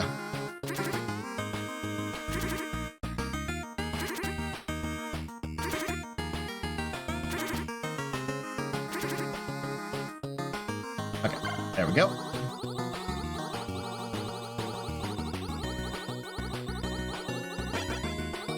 But yeah, this game, you know, is for the most part an auto-scroller, but there are some things you can do to speed up the boss fight once you get there. So you may have noticed those little purple crystals dropping. Those drop on every 6 kills, and they give you most of a charge for a photograph, and you do need to photograph the boss to make it vulnerable.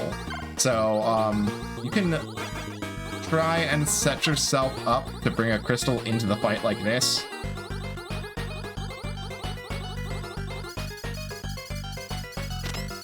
I took that photo too early. Yeah, I gotta wait for the camera to stop scrolling. But yeah, so generally, yeah, you just... The crystals also are magnetized towards you whenever you're not shooting. So you can stop shooting there to pull them in.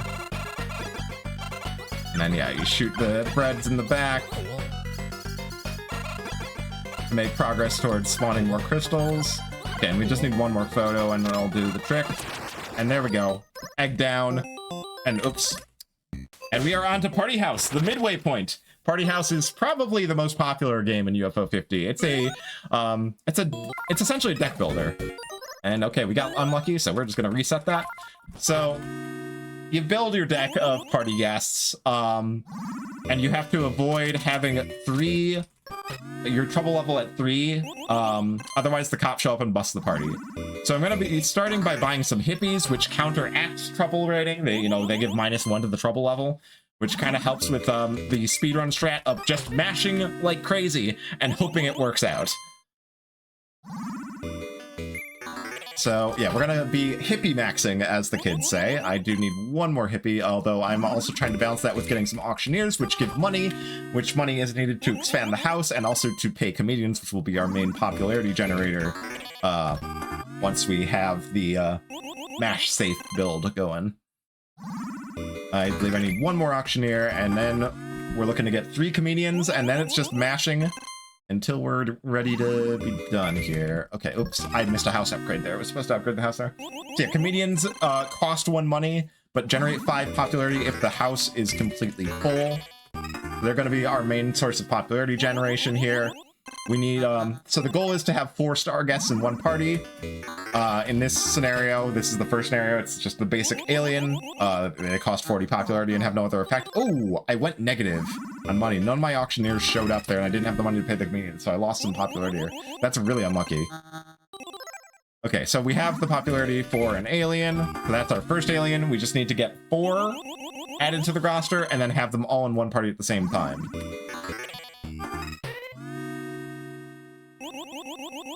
Okay, that's going to be enough popularity for another alien, so we're up to 2.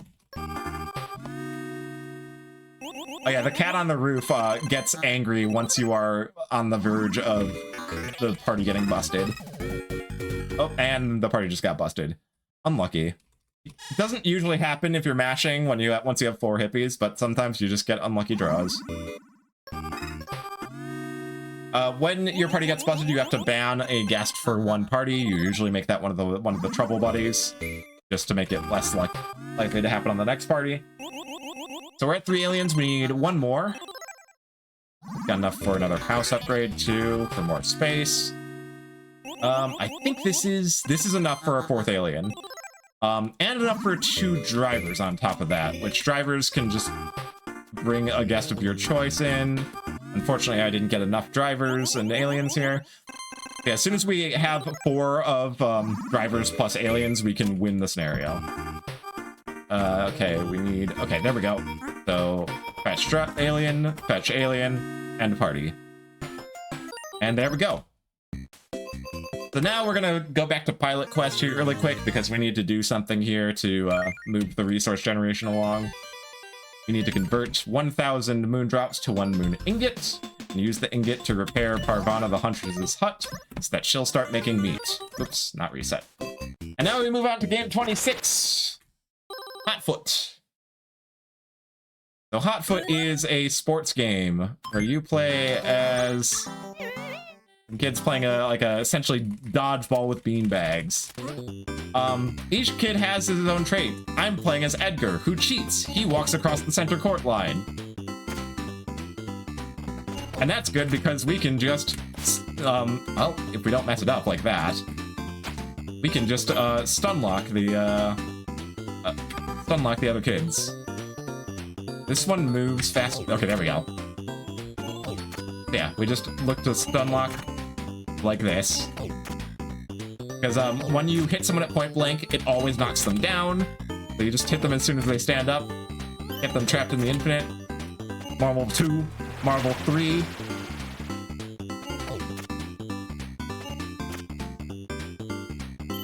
And you can also like punish like the AI will always go for pickups. So if you're having a hard time getting the start, you can just wait for them to pick something up. Okay, Rizek here charges throws quickly, so I do need to watch out for that. There we go.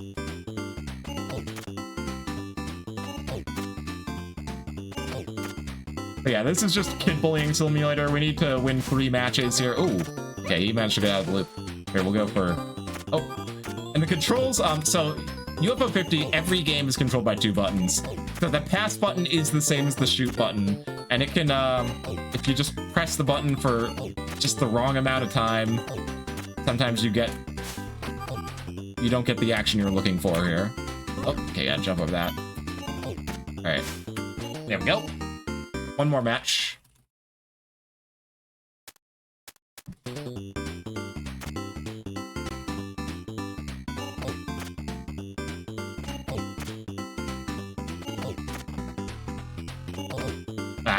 July, go grab the bag. Why are you walking away?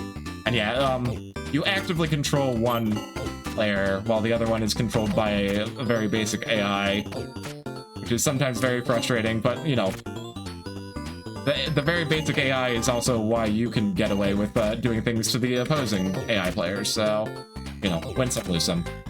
All right, there we go. And that should be Hotfoot. Yep, there's our gift. Move on to Divers. Divers is an RPG where you take control of 3 lizard men as you explore the mysteries of the ocean. Technically, I don't really need to equip things there, but that's a safety measure in case I get a spawn that I can't get around. The goal here is to obtain the pearl, open the chest containing the parasite hammer, which is just a weapon you can get. So if we got lucky, we won't have to worry about an encounter here. So the parasite hammer, you're meant to find it a little later, because you need to get through this piranha infested area. Piranhas are very, very strong enemies for the early game, but with this lineup, when you saw me line up against the ceiling and swim straight right, I avoid aggroing those blinking lights. Those are the piranhas, and we can just head straight to the secret cave with the parasite hammer right off the bat. If you really want to push the time, you skip the shopping for weapons and just go weaponless, which if you happen to run into an encounter on the way with like one of the common eels, you're going to be in trouble because your only option is going to be to try to run, and you only have like a 25% chance of successfully running from any encounter. So very often if you get stuck in an encounter without a weapon, you just die. So these enemies can shoot shots on the overworld outside of the battle screen. Never be lethal, so we don't really have to worry about the shots here. We just have to make sure not to touch the enemies because that'll initiate combat, and the enemies here are way too strong for me to handle at starting level. And that's all you gotta do for Divers.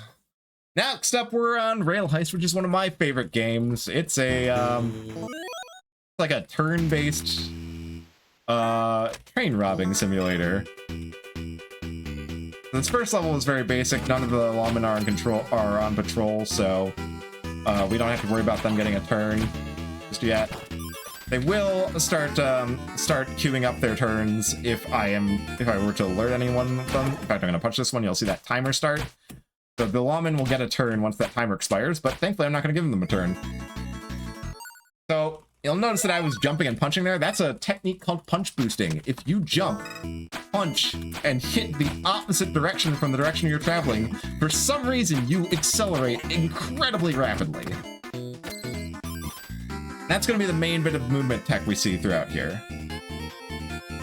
I'm going to push this off the ledge. That will cause that this lawman here to shoot on reflex.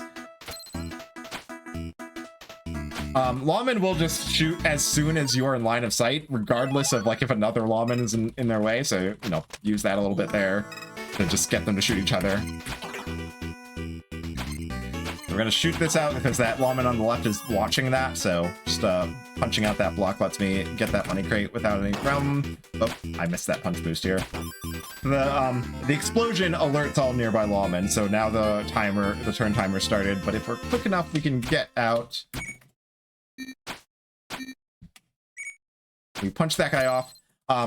You want to try and avoid doing a level either pacifist or full kill, because then you get awarded an extra star at the end of the level, and that animation takes some time.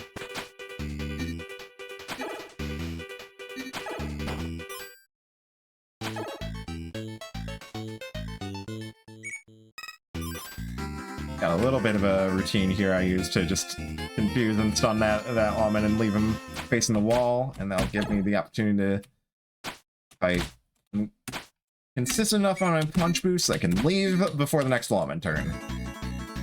Okay, and that one, I do that level without any kills, so it's actually slightly faster rather than waiting for the pacifist star to just quit out and restart like that.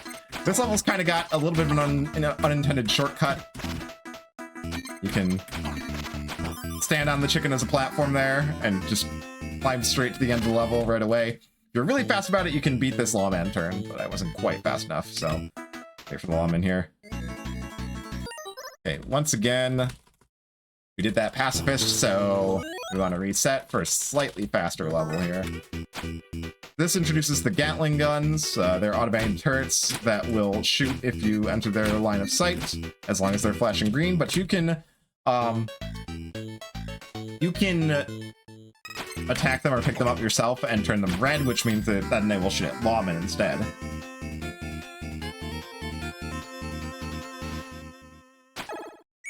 I'm gonna go ahead and take a little bit of a safe strat here. I believe I can stand here safely on this turn. Shouts to Keeny Peeny Weenie, who was telling me, you know, who gave me directions on a safer approach to this level. I was kind of struggling with it in my practice run earlier today. And yeah, that certainly helped quite a bit. So, okay, we're gonna punch this block 11 times. These blocks are meant to, I think that was 12 actually, but these blocks are mostly indestructible, but they can be punched 25 times or 11 plus a gunshot. So we're gonna punch that 11 times, we're gonna load up our gun. One of the only times you're gonna see me use it. Trigger this sentry. By faith, oh, that's a silly way to die. There was a lawman that the gun triggered on. All right, well, 3, 4, 5, 6, 7, 8, 9, 10, 11. Get this sentry. Set it here. Shoot this block out. Get it. The sentries fire in 3-shot bursts, so you trigger it on the lawman, fire 1 bullet, then turn the other 2 bullets towards the back of the train car to blow a hole out and roll out for the escape. Oh yeah, Winterbit, thanks for the raid. Always good to see you. Winterbit, quite an active player in the UFO 50 speedrunning and bingo scene. Which, by the way, if you're looking for a fun way to experience this game that you know, if you played all the games casually and are looking for ways to get more bang for your buck, check out UFO 50 Bingo. It's a great time. Yeah, kill all of the lawmen on active patrol here. And that means I don't have to wait through any more lawman turns. And we're gonna see some spicy, glitchy tech here, as if we haven't seen enough in this game already. So we're gonna go ahead and grab a crate here. We're gonna set it right here. We're gonna bring this over here, and then we're just gonna roll into this gap right here and just zip through the floor, straight to the escape. So Wing gets another level with a little bit of an unintended shortcut.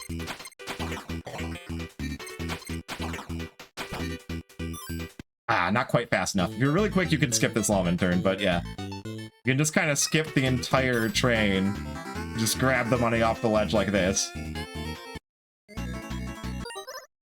That's pacifist, so we reset again for a slightly faster transition. I believe we're on the last level. Yeah, Sister and Duo. This one's got some spicy glitch tech here with some more clips and zips. We'll see if I can get the route down right. We're gonna add that. Quite what I meant to do, but okay. That's really not what I meant to do. Okay. We're gonna have to adapt a little bit here because I destroyed that barrel and we need that barrel. Okay. If we throw the barrel up. Oh, god damn it. Okay. I think I'm just gonna reset this. I am messing this up pretty badly. So, okay. Build the barrel stack.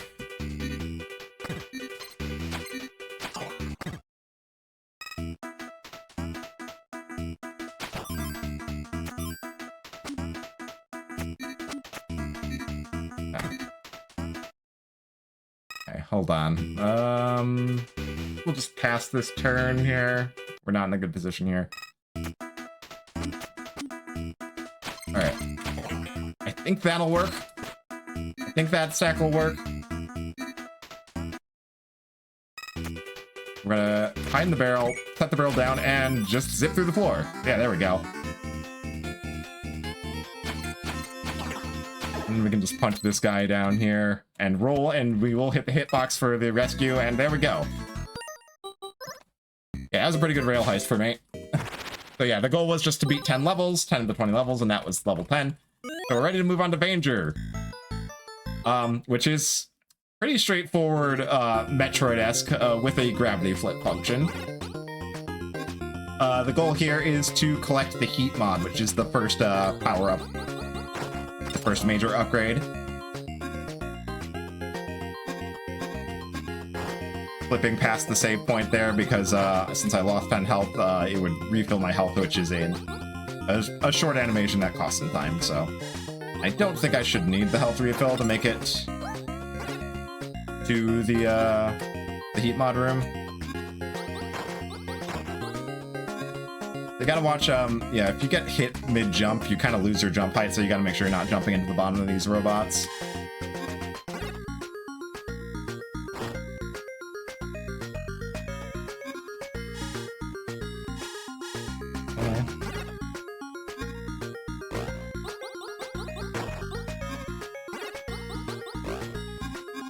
Frog butt's kind of in the way. Okay. Yeah, there we go. Alright, so yeah, that will take the health refill here. And then we just need to make it to the top of this area here to get the heat mod. A little more damage there than I would like, but okay. Spikes do a ton of damage, you need to make sure you're not touching the spikes here.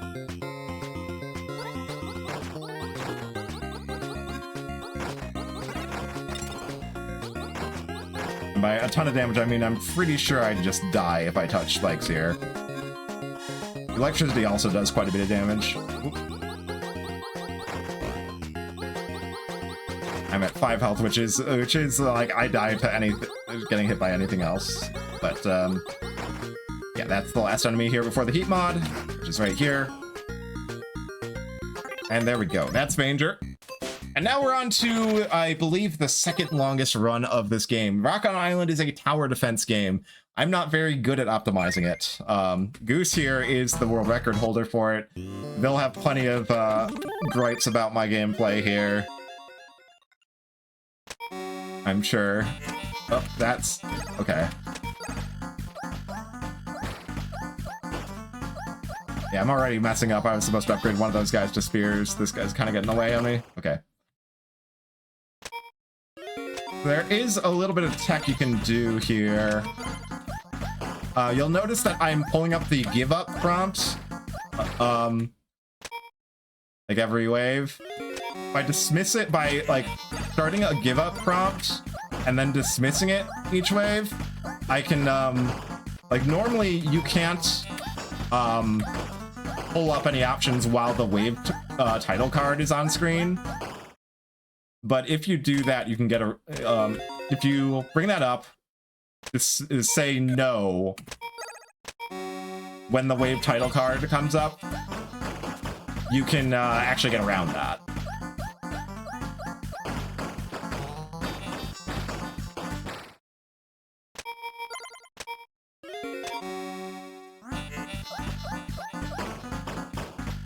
think it might be early, but I'm gonna make some chickens. Chickens produce some extra meat, which is the resource you need for cavemen and for upgrades. And yeah, you can upgrade your own character's attack and range at the cave down here. Oh, okay. Actually, I definitely didn't do that quite right, but it's fine. And yeah, you want fire cavemen for these guys. I think I was actually supposed to have a second one there.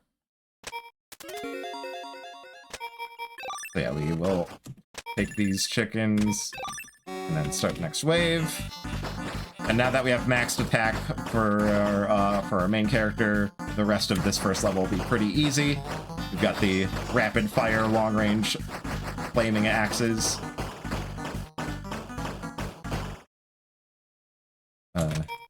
That's the wrong upgrade to make, but oh well. And I missed the title card skip there. I wanted to make that a bowman, but I mismenued. We'll get some more fire here as well. Make this one a bowman.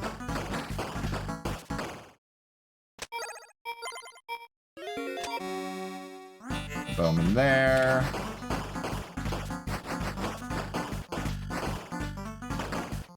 We'll make another bowman up here.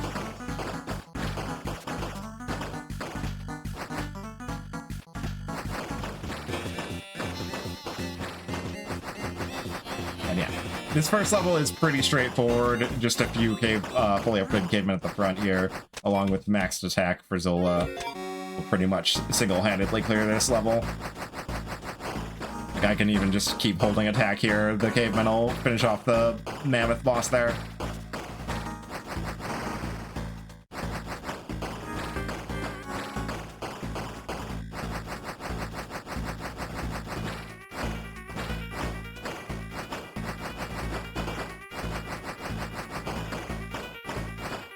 And yeah, we just hold attack until the stage ends, and there it is. So yeah, to get the gift, we need to reach the second village, the dinosaur village. To do that, we need to beat 4 stages. The rest of the stages are going to be a little more complicated than that.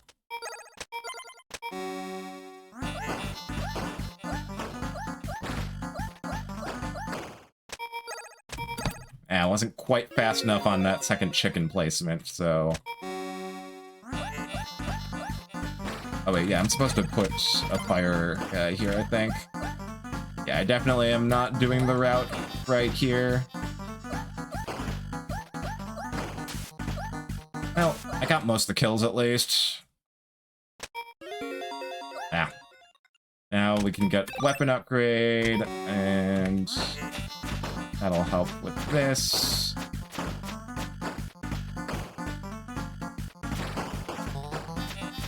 Yeah, no, I need, this game is one of the games that I kind of need to practice for the old gifts run. Like, there's still a lot of stress. Ah, I missed my shots there. Okay, let's get some fires up here. We'll just get caught back up on econ since I dropped the ball early on. So yeah, unfortunately you can't... Oh, don't do that. You can't get upgrades while from the cave while a wave is active, so...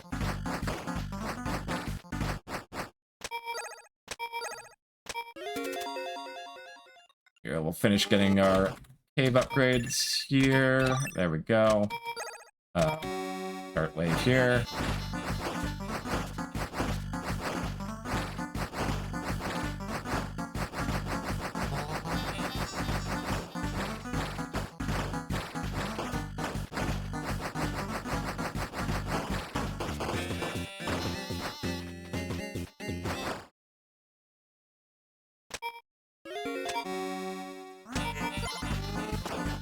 Oh yeah, I need more fire here. The wheel will help, but I need to get more literal firepower here.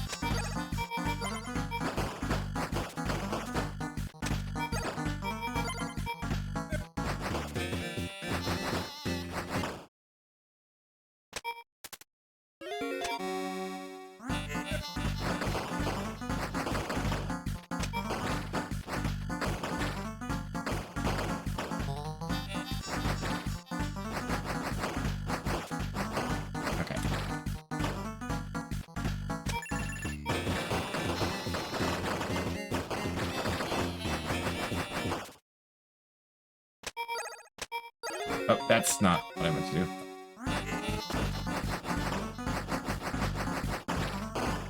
Let's start getting some bowmen going. Bowmen have extra range and are pretty effective against mammoths as well.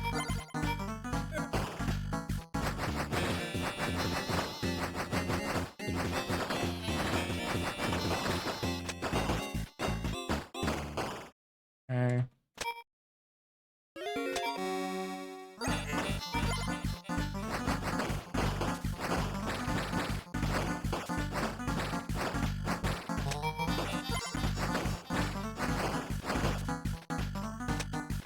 Let's get, we want to have a fire 2 here, instead of a spear. Cavemen adjacent to campfires will be a little bit more effective in combat. So it's a cheap way to just boost the effectiveness of cavemen you have on the board.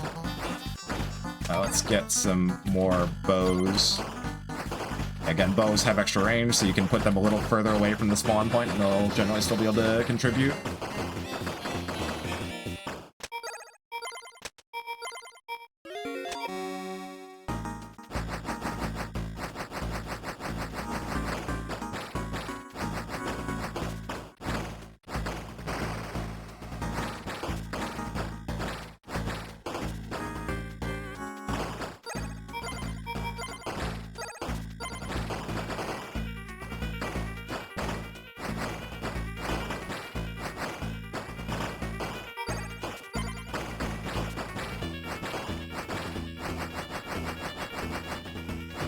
Yeah, we're actually at the end. That last guy didn't get upgraded to spear, but there we go.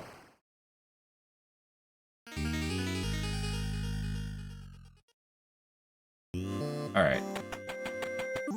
Next one is Wasteland. This level is a little different in terms of planning in that we are actually going to not upgrade... Oh, hold on, that's... I'm just going to restart that. That was the wrong tile. I tried to start the wave, and I accidentally did on a buildable tile. You can't start the wave from a buildable tile. But yeah, so we are not going to be upgrading Zola at all on this level.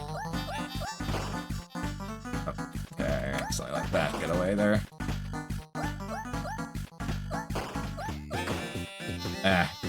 Was not attacking in the right spots there, but at least we didn't have to wait for them to get all the way to the end. So we're gonna start the next wave. Get these guys upgraded to spears. And then we want to set up a chicken farm here.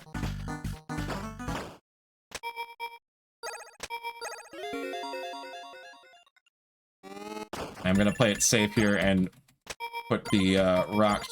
That's wheel. Okay, that was the wrong upgrade to make. So things are probably gonna get through. Yeah, one cat got through. Well, and I put the wrong thing down there. I didn't get the second fire down too, so I'm not cooking that chicken. Oh man, this is already looking like a bit of a disaster. But let's try and keep the waves flowing here. Bow here.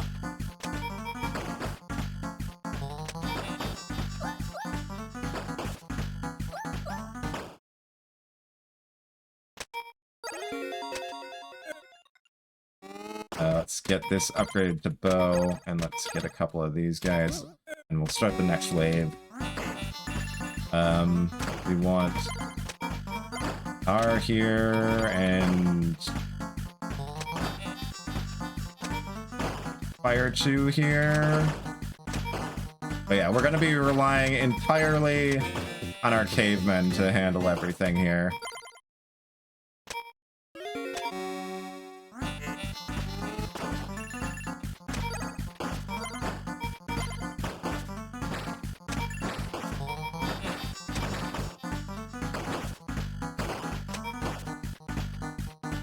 I did not put enough stuff up here. Good stuff got through.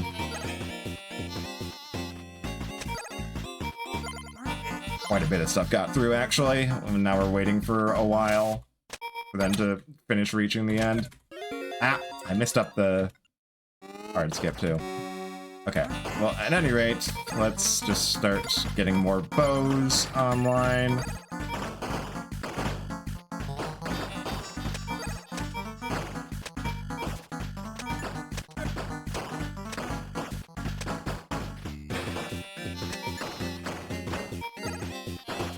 Make sure we're still doing some chicken farm too. Oh, that was a big waste of chicken. I was nearly resource capped there, and I just... Okay. Let's go ahead and start getting some units over here.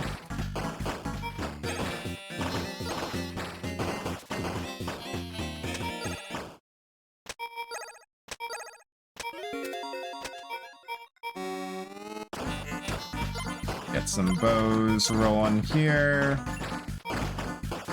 Put a couple more chickens to generate some more resources here.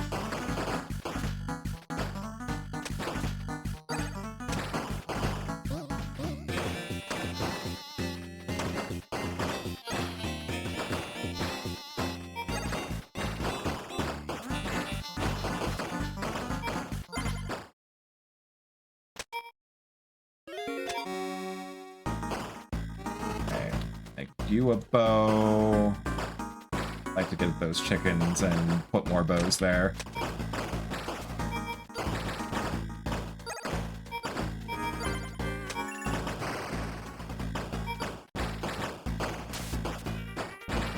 Something got through, but it's fine.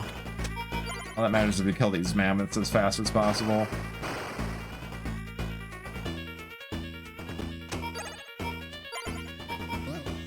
Bow up here is going to do anything but alright.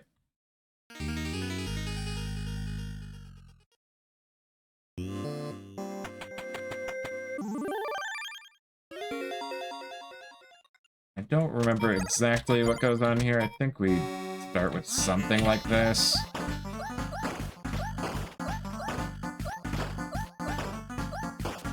Oh, one guy snuck through.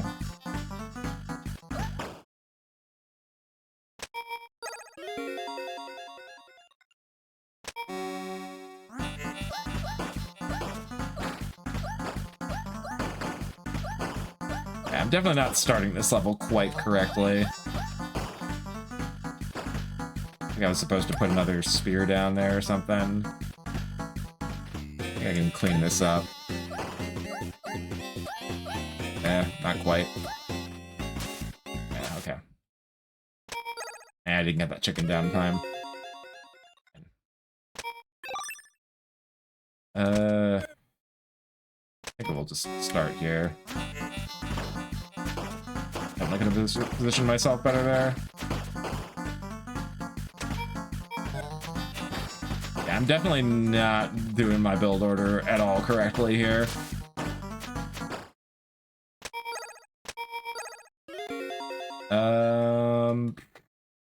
Let's just grab the throw upgrade here.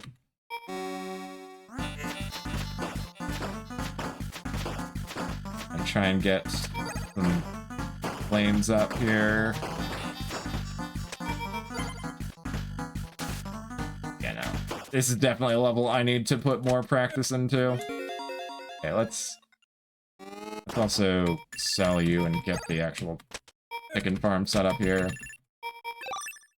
I can max out upgrades here, and we can move on to the next wave. With max upgrades, I should be able to handle this wave.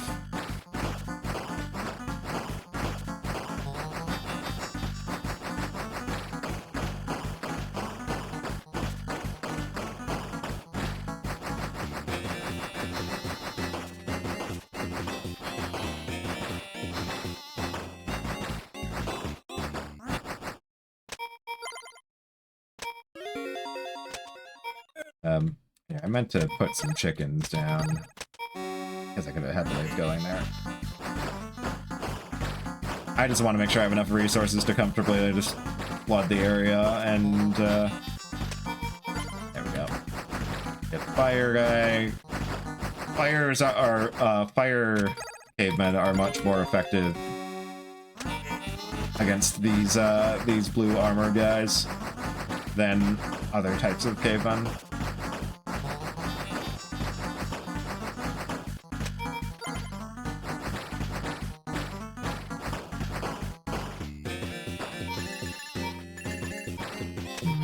Okay, it seems that my setup can't quite handle the cats. I need to be shooting there.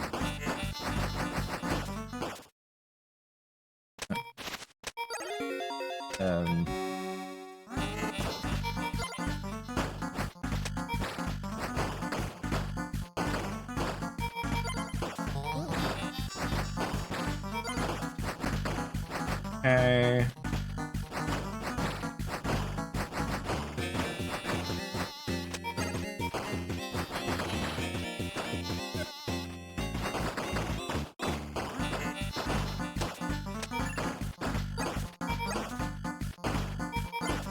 I need to be dealing damage there.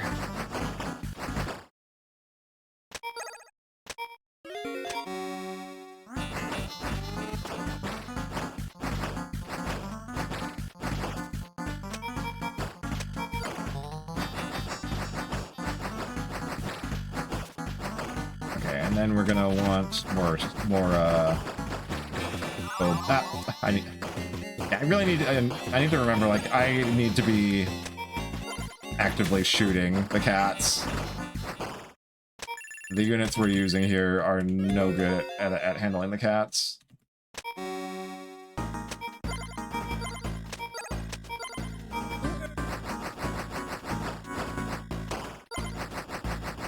Alright, there we go.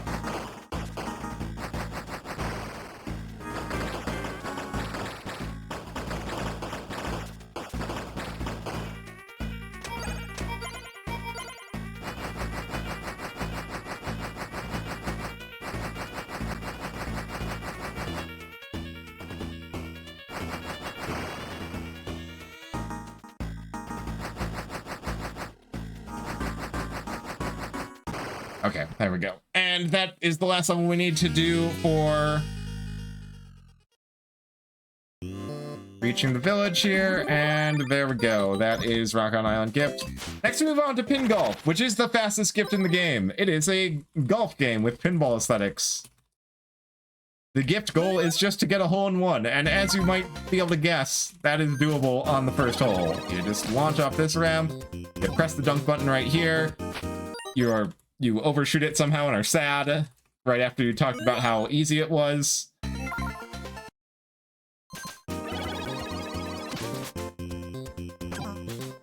Okay, there we go.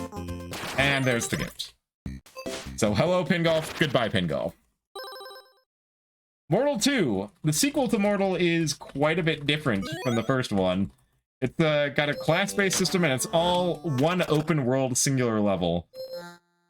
If everything goes well, we just need that one engineer to make that pipe, and then this warrior, and we should be able to complete the gift goal, which is just to hit a switch. There's a switch at the bottom of this winding segment of pipe. I'm gonna try and bring this guy over here. We're gonna play it a little safe. Bring him over here. Get him to spit to the left. And there we go. I just need to hit the switch, and there we go. Mortal 2 is done. We move on to Fist Hell, which is our beat-em-up. So there's a little hidden mini-game available at the very start if you just head to the left, where you can play a survival mode. You gotta go there and survive for 10 waves. We're gonna play as Victor here, because he has the highest starting power stat, which means he can kill enemies the fastest. The problem is he has very weak health and durability, so it is quite easy to get killed here. Every few waves, we'll get some villains running through. We can hit them and they'll drop random stuff. Hopefully they drop food to give us some amount of health restoration. But that's all down to luck that they drop. Pretty much any weapons are useless. They barely deal any damage and they're very laggy. So yeah, we're hoping to see some food drops here. And there we got some pizza and a Molotov. Molotov is pretty useless. Oh, wow, okay. Molotov's here I was talking smack. and immediately comboed me. But hey, that's what the pizza is useful for. So I'm mostly just gonna be trying to get, like, most weapons out of the way so I don't have to worry about accidentally picking them up. As it's generally, like, actively detrimental to have a weapon in my hand. Oops, didn't mean to do a dash attack. But yeah, Victor is strong enough that he can kill most enemies in a single combo. A single punch combo. There's a lot of other moves you can use, but generally speaking, the basic punch is just the best one. Like, you can walk into stunned enemies to grab them and do throws and stuff, but yeah. You generally just want to use your basic punch combo. Okay, we got werewolves here, and there we go. You see me using, like, the one other move I will use. If you push both buttons together, you'll do a special attack, which costs a little bit of health, but just hits hits in the area surrounding you. It's a good way to just get enemies that have caught you at a bad angle off of you. Also breaks you out of hit stun. Yeah. Okay. Yeah, this is not looking good. I'm so dead, yeah.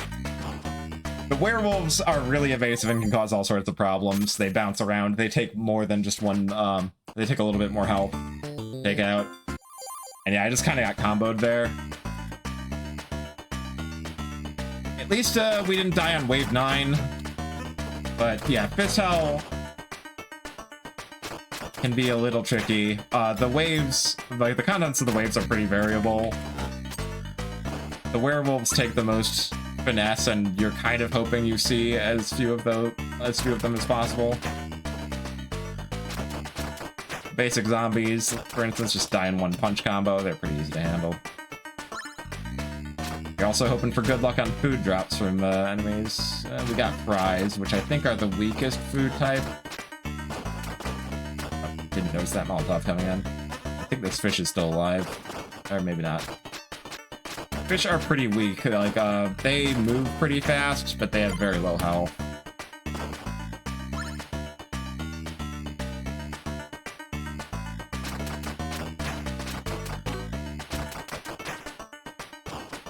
Okay, just got it.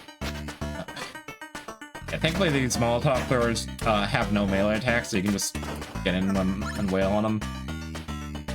But they can be annoying if you're getting bogged down with the swarm of other enemies and they're bothering you with Molotovs. Did that jump attack because I needed to close distance, make some distance from the floating Molotov guy there. You can kind of, werewolves, I mentioned, have more health than a single punch combo, but you can kind of just add a brief pause to reset your combo and still keep them stun locked. It's difficult to do so though once when you're dealing with a big swarm of enemies though. Sometimes you just gotta keep attacking. Okay. I think we get one more wave of drops after this wave, and then we're on the last wave we need to beat. This wave's extremely easy, an extremely easy composition. Yeah, it looks like we're getting really easy waves on this second attempt. Why can it never happen on the first attempt? Yeah, we saw a single werewolf in this attempt, which, you know, are, like I said, are probably the most problematic enemy to deal with, and we only saw one. Yeah, as soon as this guy's finished exploding, I believe we're done. Yep. Next up, we got Overbold. It's like you know, think something like Smash TV. The gift goal here is to win a wave that has a with a stake value of 500. So we're just gonna finish the starting wave, which is always worth 100. We're gonna buy additional mines, because mines are one of the most reliable ways to get to easily clear waves. That said, we got enemies that don't really need mines to be cleared efficiently. We'll drop a mine there, though.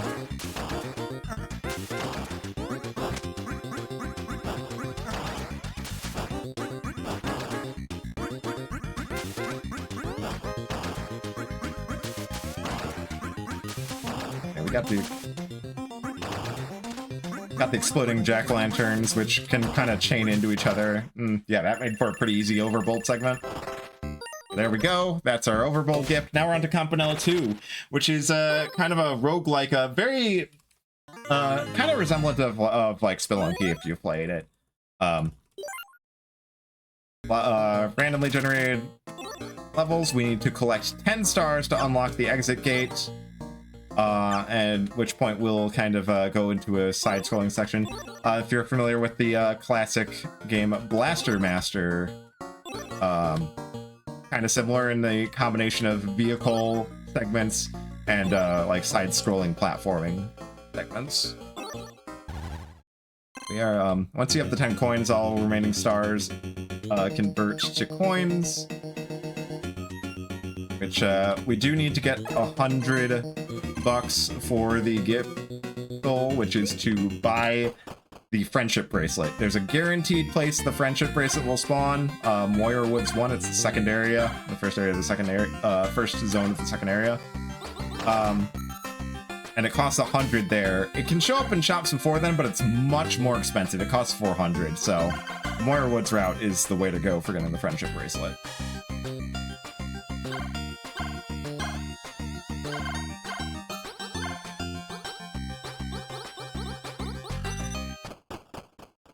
So, okay, this gets us to Burrows 2, so 10 stars again to get to the horizontal section.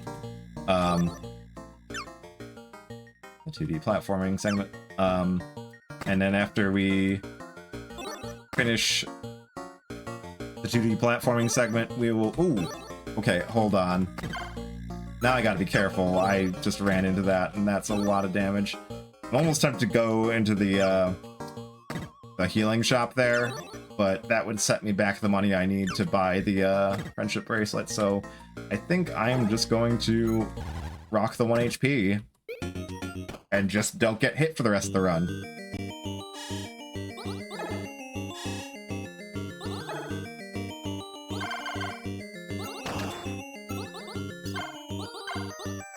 Which can be a little tricky with the mini-boss that comes at the end of these segments here. We're gonna have to fight, I believe his name's Rotumbo. He spews bombs everywhere. Oh, and we got these floaty mines. I don't like these guys either.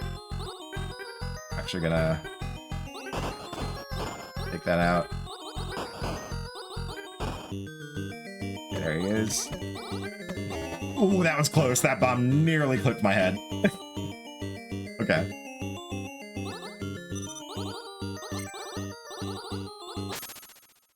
Alright, so now we get to Moyer Woods. I've got the money I need to be able to buy the friendship bracelet. It's going to be in a random red door somewhere. We just need to find it.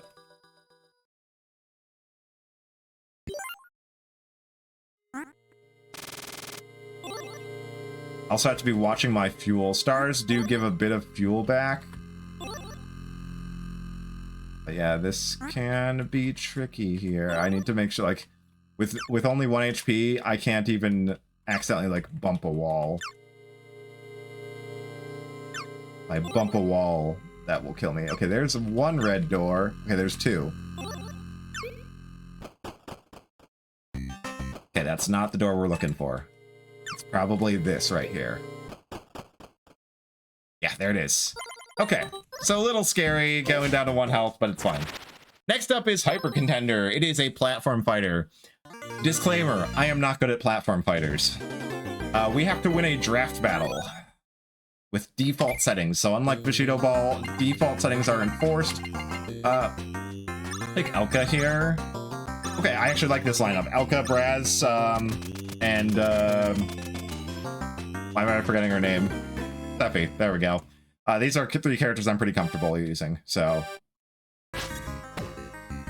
Basically, there's kind of a basic, like, rock, paper, scissors combat, projectiles,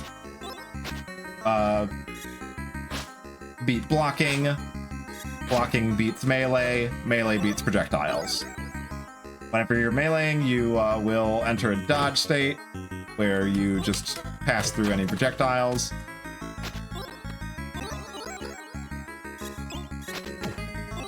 Ooh. Wow, that really flew right to her. Okay. And yeah, the goal is to be the first one to reach 5 rings. There we go.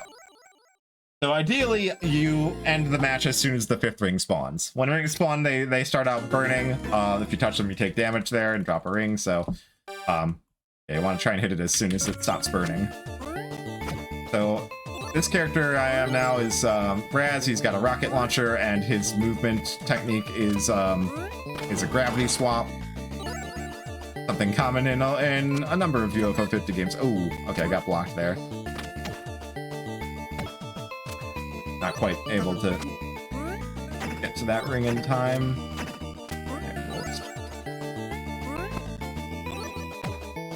Donkus is a character that feels like impossible to use as a human, but the AI always makes him look ridiculous. Okay, that was decent. Yo, it's Frank UFO. Thank you for the $50 gift donation drop there.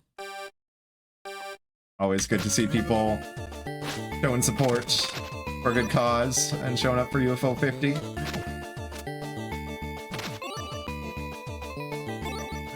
So yeah, Seppi, I think Seppi here, who I'm using right now with the float ability and the hammers, I think is generally considered to be the best character. She has like her float just enables a lot of kind of cheesy strats. And just gives her great mobility. Oh, that was unfortunate. If you get hit while stunned from getting your melee blocked, you drop 2 rings. So now I'm way behind here. Okay, that ring did not go where I want it to. If I'm not careful, I might lose this.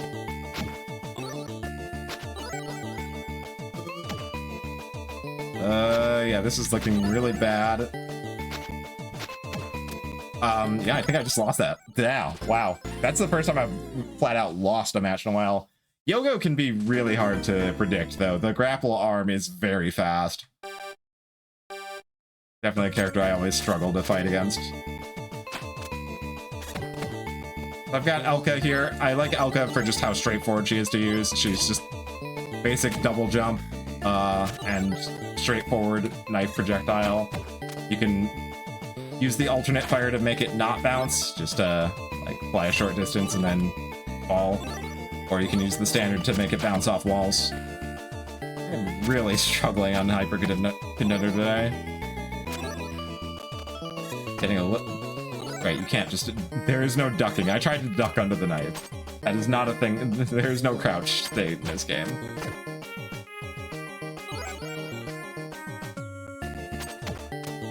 There's a block state, which does nothing against projectiles. Okay, we can get that, and that's the 5th ring. Yeah, no, this is not my proudest hyper contender showing for sure.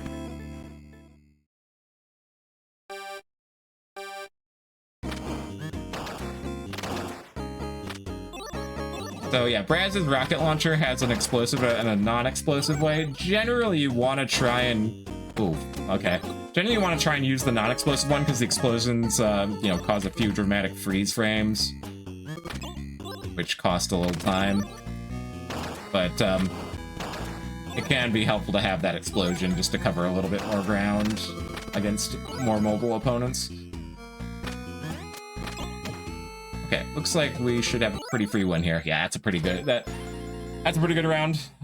Pretty much winning the moment the 5th ring spawns. We just need one more win against Donkus here. Donkus's darts have fairly high priority though, as far as the projectile matchups are concerned. So.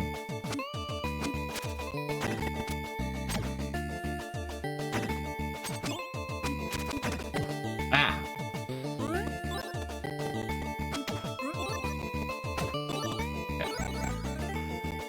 Yeah, the Donkus' darts beat out Elka's daggers. So, can't really win in a head-to-head projectile spam fest. Okay.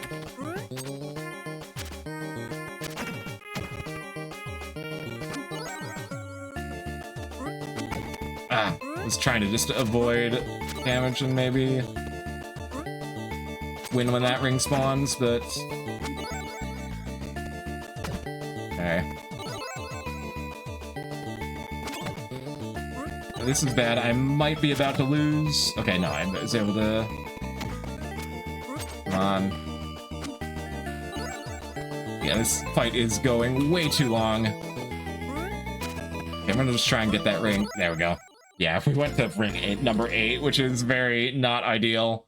But Hyper Contender's done. There's my gift. Move on to Valbrace, which is kind of a dungeon crawler with kind of sort of combat that somewhat resembles like Tyson's Punch-Out. It's a fun one. But we're not going to see a lot of it. The goal is just to get a, I believe it's to get a stat to 8 points, which we only need to find 1 level up throne to do.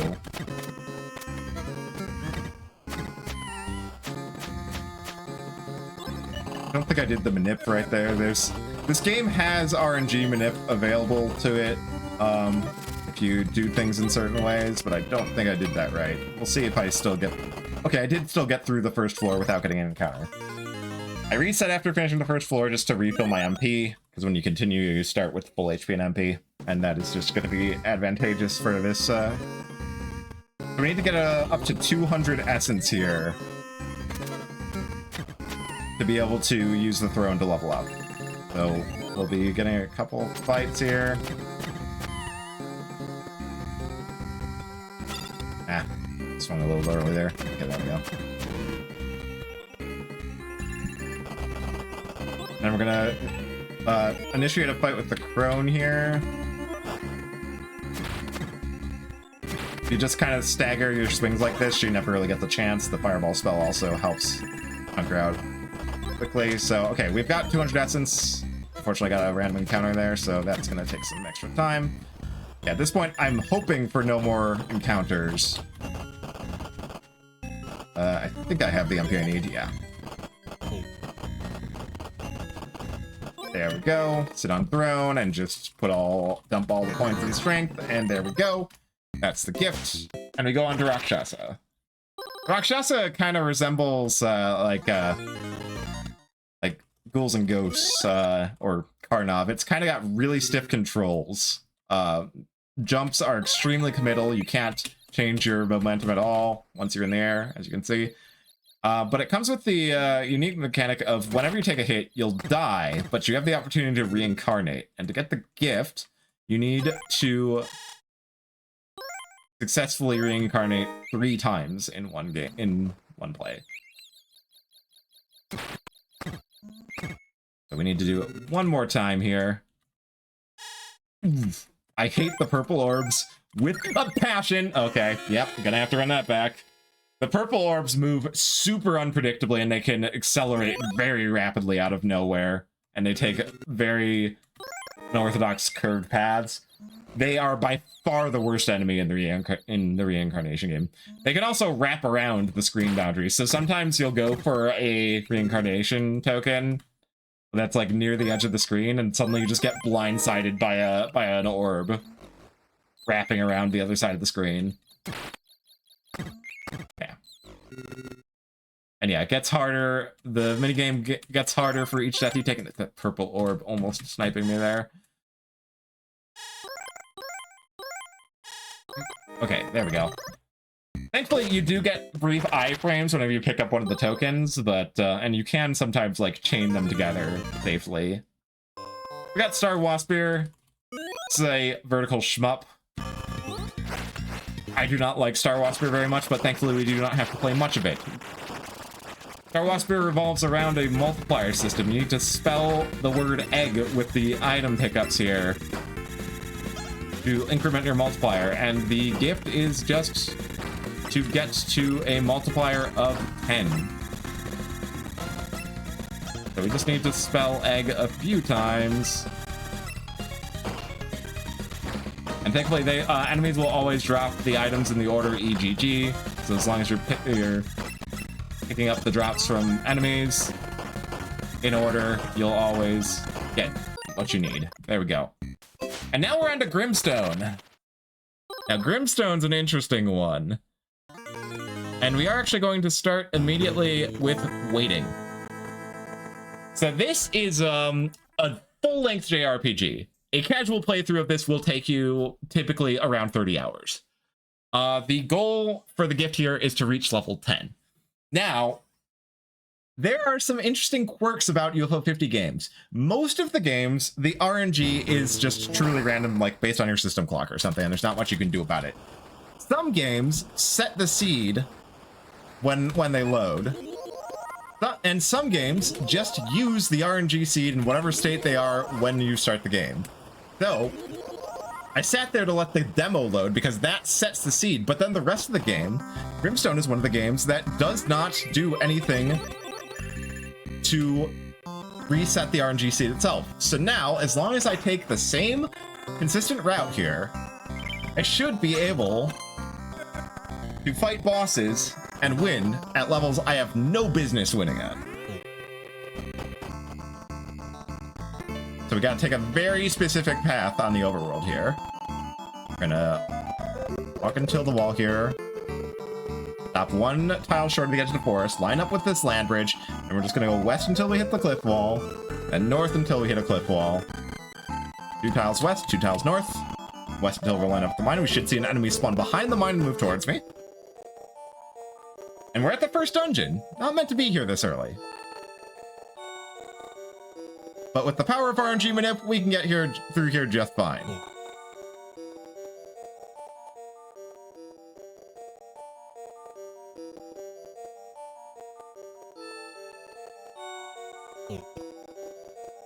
So yeah, again, with just a very specific route through this dungeon, the spawns won't even touch me. We're gonna go out of the way for the pepper box here, which is gonna be our main source of damage for much of this. Well, for the boss coming up, I should say. We are only going to be fighting 2 bosses if everything goes well. And if things don't go well, I almost certainly reset and try again, because it just saved, the RNG manip just saves so much time here over trying to do this normally. So now we put the D-Ranger we bought earlier to Maria and the pepper box to Bull. And now we're going to take a very specific action sequence here. Defend, defend, attack, attack targeting the lower one. We're going to miss the first attack deliberately. And this should kill the lower owl. Next turn, we defend, attack, defend, attack.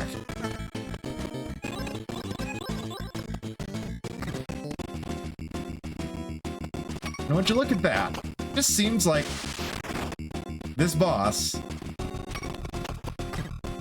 after the first couple attacks, just for some reason can't seem to hit anything. Funny how that works. Okay, so then it's defend, attack, defend, attack.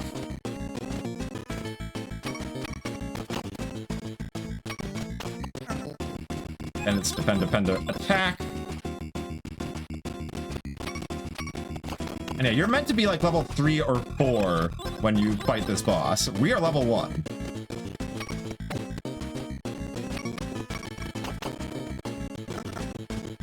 And then 3 attacks.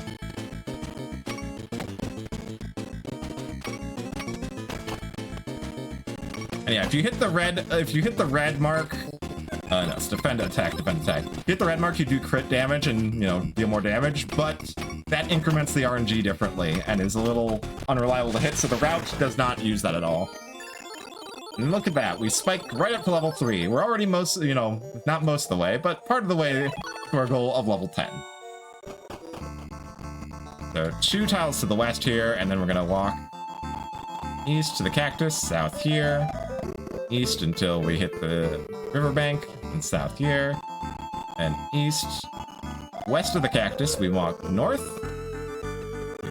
east right below this mountain ridge, and we walk north between this cactus and the forest edge, then east below this mountain, and we should enter the town just as an encounter hits me. So now we're going to do a little bit of shopping. we're going to remove Maria's D-Ranger and sell it for a little bit of cash, and then buy 3 lassos. Lassos are combat items you can use to stun or and temporarily disable enemies. We'll be needing it for our second and, in theory, last fight of the run. We come in here and we buy 2 root beers. Root beers restore SP. We haven't used anything that uses SP yet, but we will be getting something very important, Umbra's Fang skill. And we need to go rent some horses.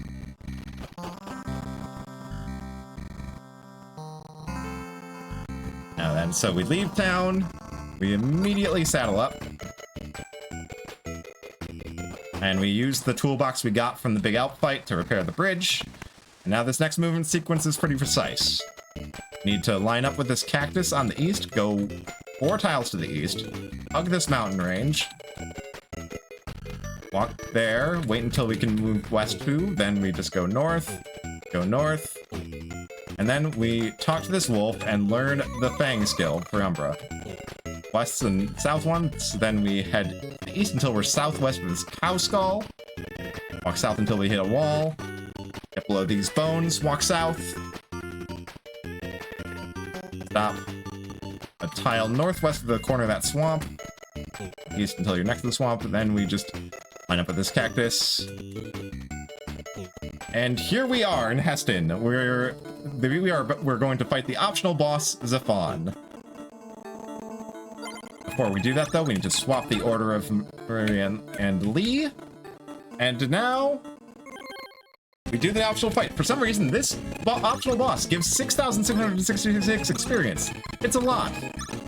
But he is a little tough for level 3. You're meant to be like level 6. But with very precisely routed approaches here, we can take him out. So Umbra's our main damage dealer here. She's just going to be using that Fang skill we just picked up every turn. They use the lasso here, and we need to miss the attack here. Okay, then it's Fang, attack, and use a root beer on Umbra here.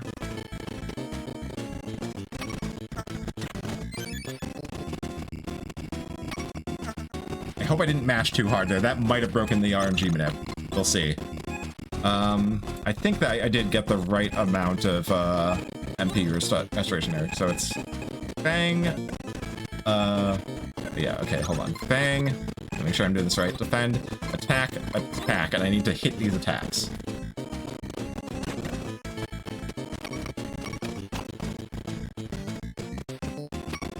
They do negligible damage, but it's necessary for the RNG manip.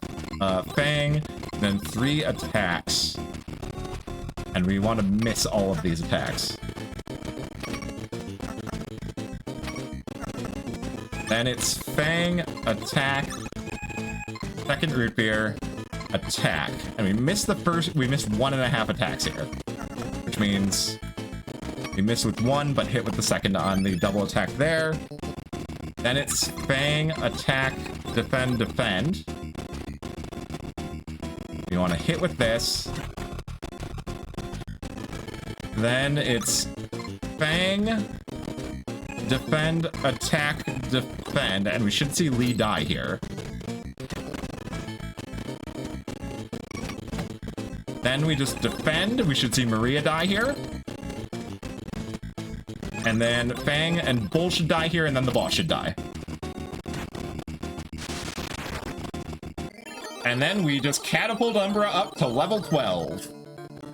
And there we go, there's our gift. What used to be like an 18 to 20 minute segment of the all gifts, done in about 9 minutes. But now we're on the longest stretch, the longest single game in the all gifts run, Lords of Disconia. Get to get here, you need to beat 5 scenarios, and this game is a long one. Oh, this is a bad start, rats, and okay. We'll just buy 2 champions. You hate to see the AI get rats. Rats get 3 turns, which means the AI will spend a long time on its turn if he gets to use the rats. Thankfully, we got champions, though, which deal 2 damage. Okay, we're gonna go ahead and just try and smack that champion there. I can kill this rat here if I knock it into the knight. Yeah, nice. That was some good damage on that turn. Okay, good. He's just using the knight. Unfortunately, I'm gonna have a hard time taking out that rat on the next turn. The rat is right next to the healing fountain, and a rat with extra health is really obnoxious to take out.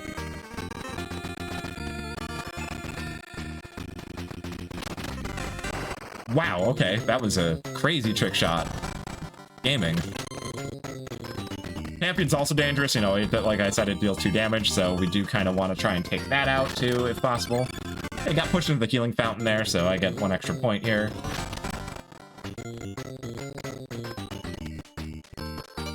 Okay, let's see here.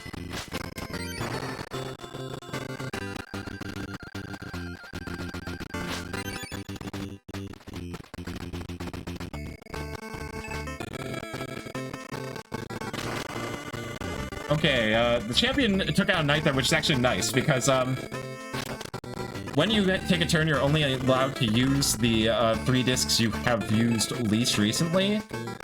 So if you have exactly 3 discs, you can always just have free pick of whatever you want to use. So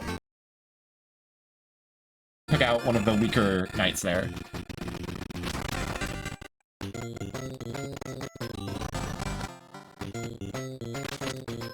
Okay, missed on that and then set himself up for me to do some real damage here. And by real damage, I mean actually just kill. Oh, I snagged the fountain. Okay, it's gonna take 1 extra turn.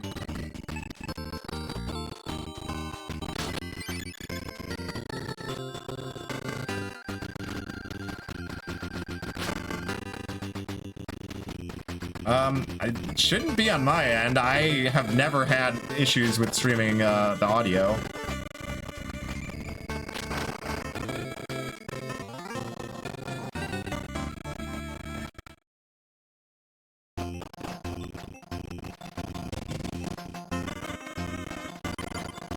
At least I wouldn't expect it to be.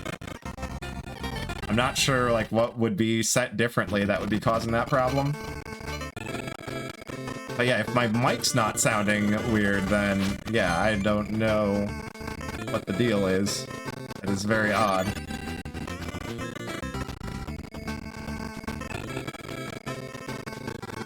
It's literally just the game audio. Okay, here, let me see here.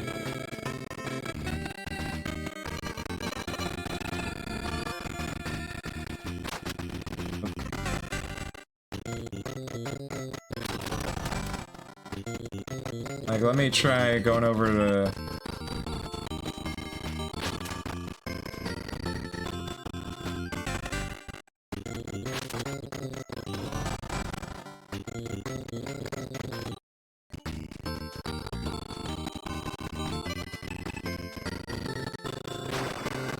I mean, yeah, I have...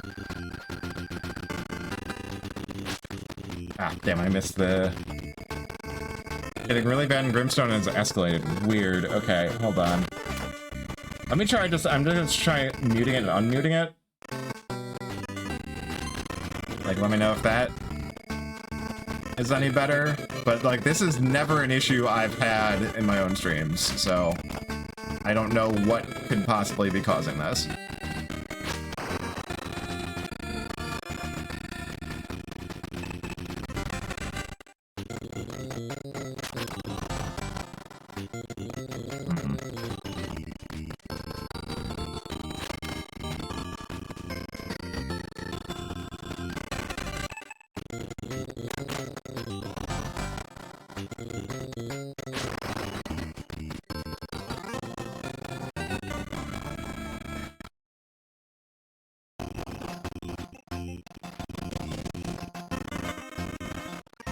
Like, where exactly are you wanting me to look here? Because yeah, I'd love to fix this, but I would also like to keep going.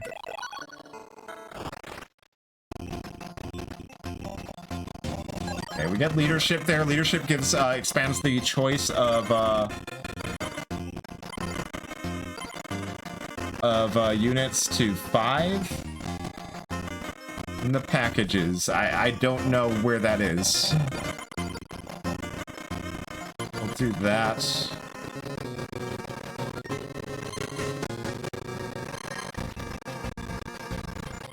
Oh, I accidentally moved in a way that gave the enemy initiative on me. It's not ideal.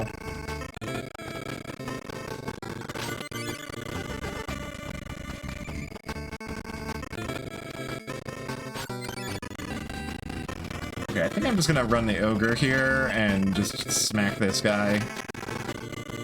The ogres have a stun attack. It means that any unit that's stunned can only move once and a much shorter distance than normal.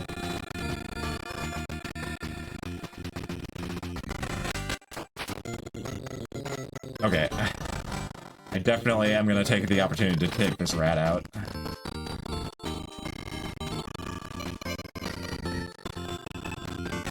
Here, we'll smack this knight, and then just shoot the rat.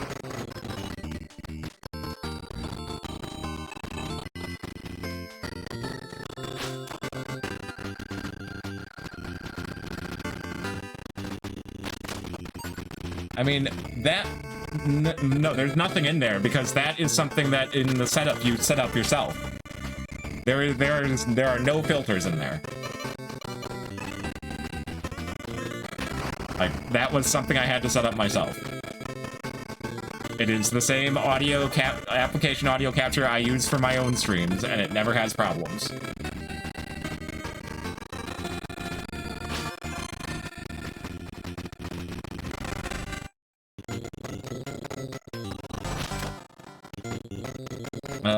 Well, okay. The rat just keeps... Rats keep putting themselves in range. That helps.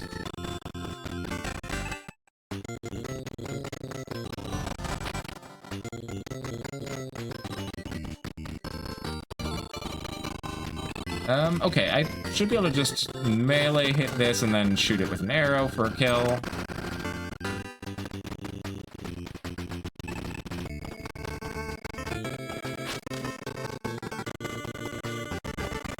I mean, okay, I can try... Let's see here.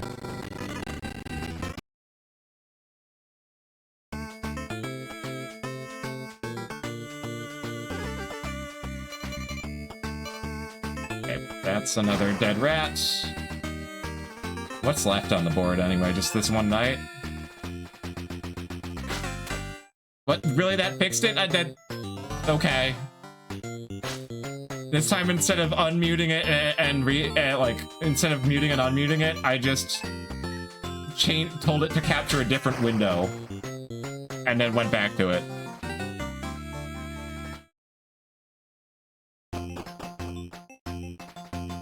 You know, okay, whatever.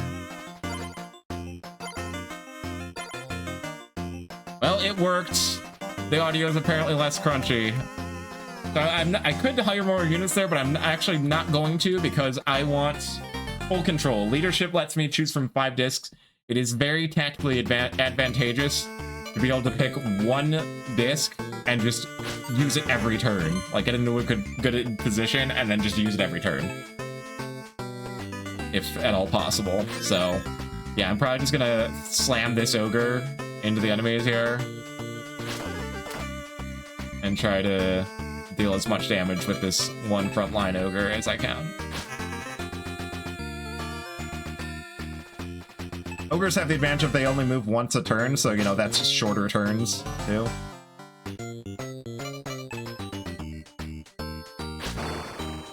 Yeah, there we go. Look at that. Look at all that pinball action there.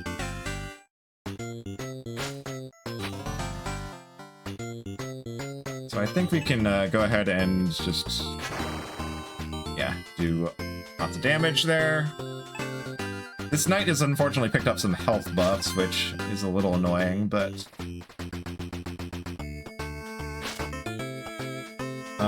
I'm going to actually run the back ogre here and stun this guy. And actually almost kill him, even. Okay, if we can get, like, the entire enemy force stunned, it means that they can only move, like, make one move every turn, which helps speed things along.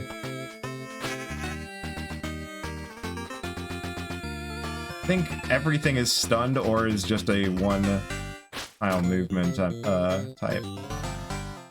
Alright, yeah, let's just...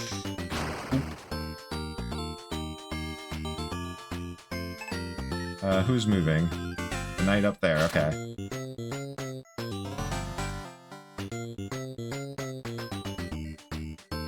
So let's finish off the knight so that he doesn't get a turn where he gets to move twice. And now we've just got 2 ogres which are always only 1 movement. It does pick up the health, which is annoying. I think we just tap this because we're actually just interested in the arrow shot here on this guy. He might be able to reach that archer, but I don't think so. Okay, yeah, he's just going for the gold. I think we move with the same archer and with a melee bump and an arrow. We can get the kill there, and now it's just this 1 ogre way in the back who has 2 HP and will die to an arrow. Or to my ogre if he gets in range like that. Okay, cool. That was a good follow-up fight.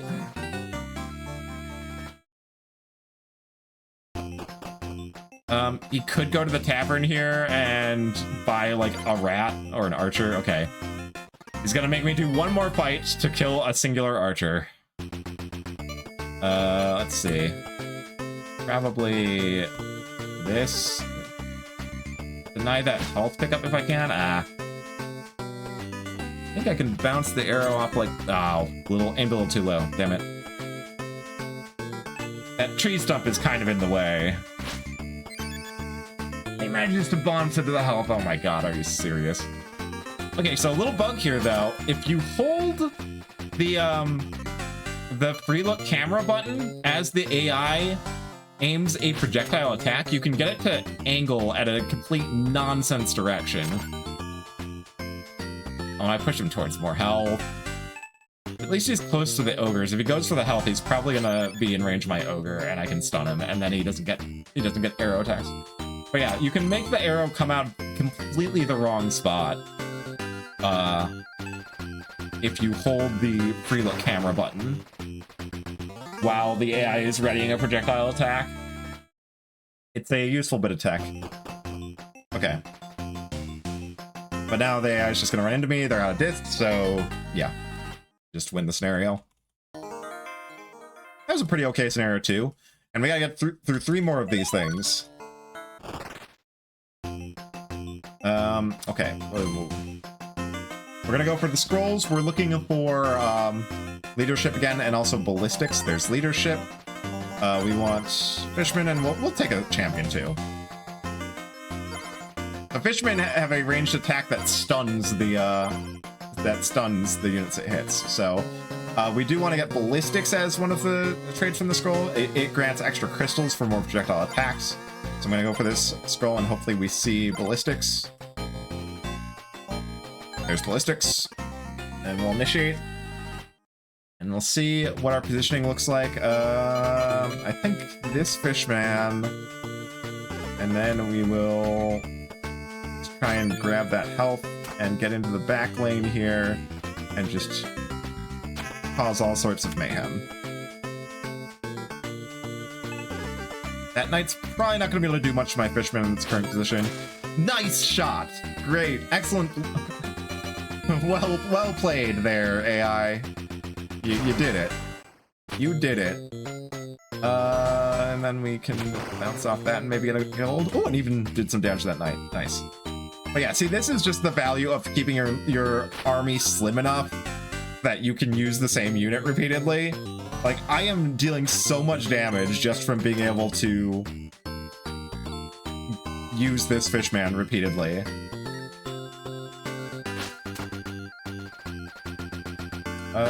I am going to... I'm feeling... Oh, wow! I did not expect that to bounce back and finish off the knight, too. That's actually ridiculous. I probably want to stun the champion, honestly, so I'm going to do this. Oh, I moved right next to the fountain, unfortunately. Okay, but he's not using the champion, so I can probably kill the champion next turn. Yeah, if a stun unit can hit a healing fountain, they will heal their stun. Okay, I think that's far enough away from the fountain. Let's see if I can get that archer killed. Yeah. That archer is no longer stunned. I kind of want him out of the way. Yeah. Okay, the AI is being dumb and is drowning his own units. I have no complaints here. I'm going to just take this guy out. And then we'll see. I think this is out of my range, but I'll go for it. Yeah, it's all out of my range. I think this is the only unit left, though. So all he's going to do is, like... Okay, that. So I can just go champion and finish him off. And that's a very smooth battle here.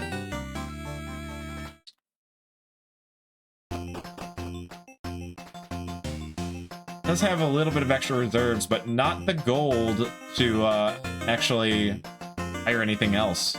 This is looking like a really smooth scenario 3.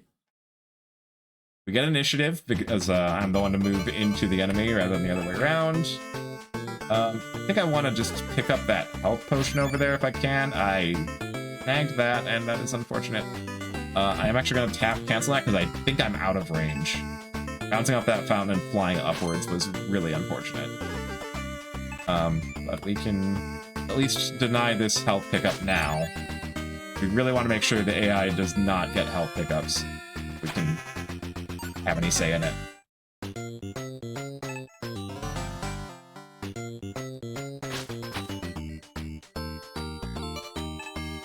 So, in keeping with that, we're going to... If I get the right angle, I could maybe bounce this up the right... Okay, not quite. I tried to hit the knight for the kill.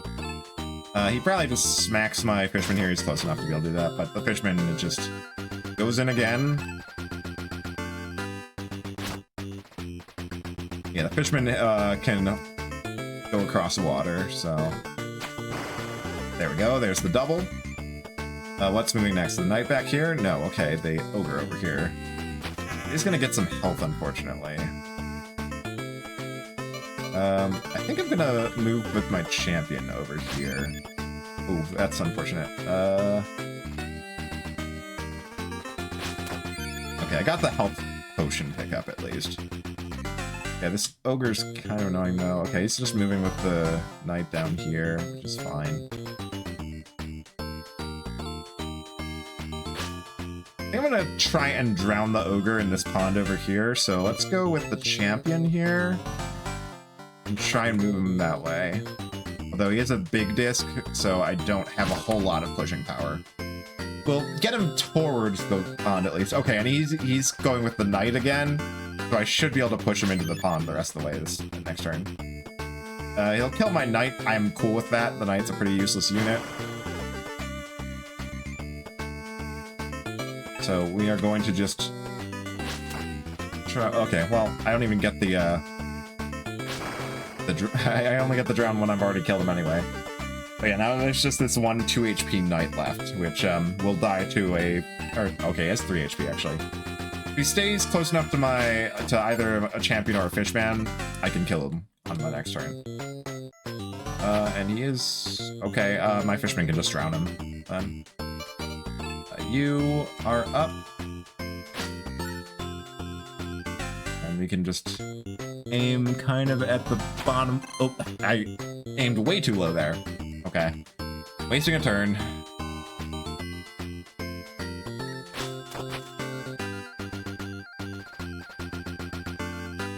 Just trying to just fire a glancing blow across his bottom edge so he'd dip into the water, but... Fine, we'll just kill him this way now. Okay. I believe we're done with this scenario? Like, I think this is a pretty fast scenario 3, other than that last turn I kind of fumbled. Okay, we're on to scenario 4. Can be a little lengthier, we'll see how it goes. Okay, what do we got? We'll take 2 fishmen and an ogre, that sounds good.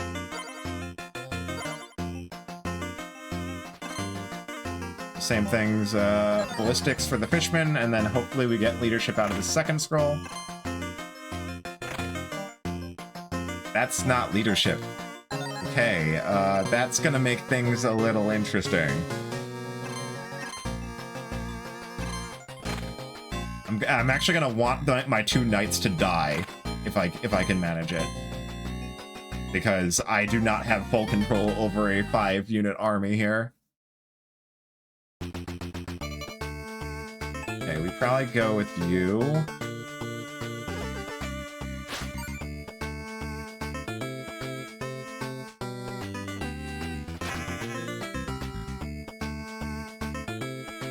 Okay, we got the champion stunned, which is important. Could probably drown that archer next turn with proper aim.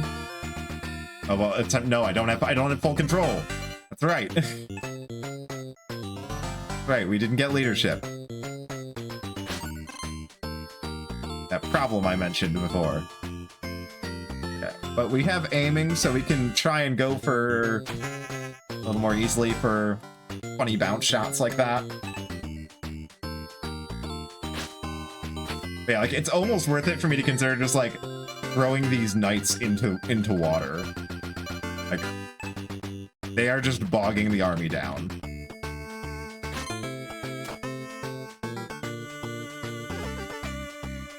I'm actually gonna just send my way down there and hope that maybe like one of the enemy units drowns him. He did bounce a little further to the right than I wanted, unfortunately.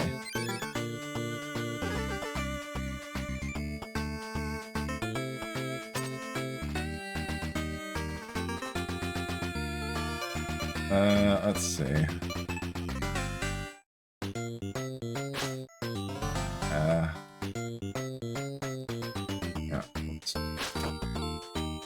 Hit him further into the sand, so he's less effective.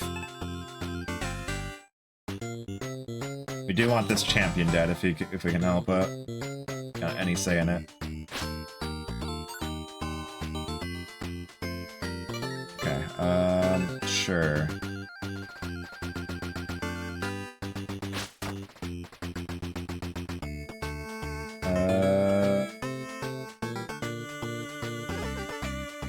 We have to like bounce off the wall for this. Oh no, we don't have enough. Okay, that's too far away. Oh yeah, there's a really healthy archer here that is gonna cause problems if I... Oh, right. I forgot to hold the free look button.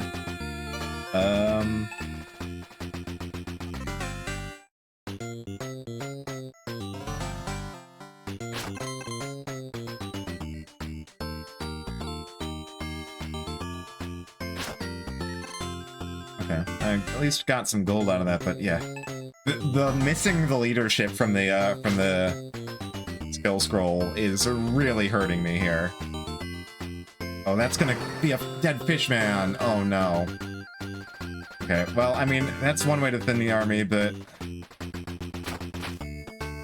don't want to thin it by losing my fishmen. Like, my fishmen are my strong unit here. I want to lose my knights over that. He might kill the ogre here. Okay, no, he's... Okay, yes, kill my knights. Thank you. Alright, I need to kill... the champion here. Wonder if I can do some really cheeky bounce shot off this guy. Okay, no, there's not nearly enough power on that.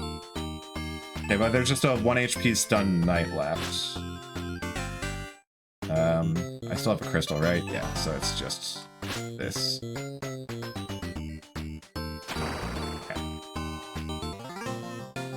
Alright. So I at least have full control over my army, but it is... rather than 2 fishmen and a knight, and... oh, yeah, he has so much gold. He's going to get a massive army here. I don't know that I can win this. But we will go on to the tavern. And if I win this, then I just win because he can't get reinforcements because I'm blocking the tavern. And my fishman is way in the back on his starting position. This is really unfortunate. We can at least get this health here. And this in here. I was hoping to hit the champion that's on the front. Oh, and he happens to be able to roll such that he can use that champion to start too. That's unlucky. Okay, I think I still go in and just try and stun a bunch of stuff. there.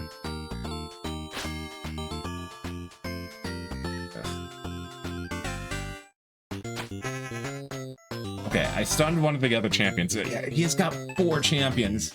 This is gonna be a really tough scenario to win.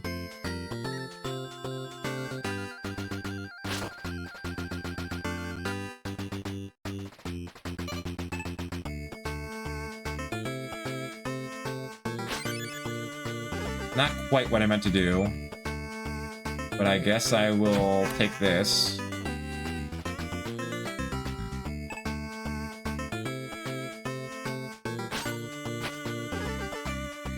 I need to be watching my crystal stash here. Because, yeah, I'm kind of reliant on the fishman here. Here, let's just slam you. Pick up a crystal off of that. That's moving. Okay, that champion.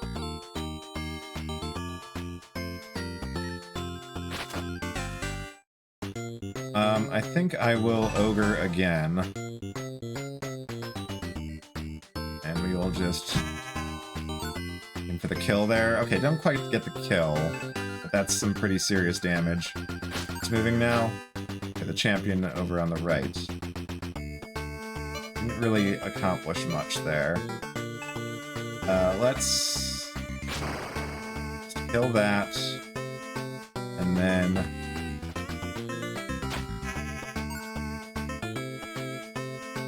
poke at that champion. There's this archer in the back that's kind of scary. Okay, so hold the free look, and it'll likely make this shot miss.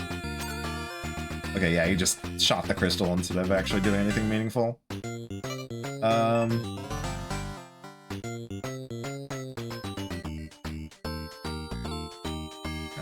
Let's go get the champion here.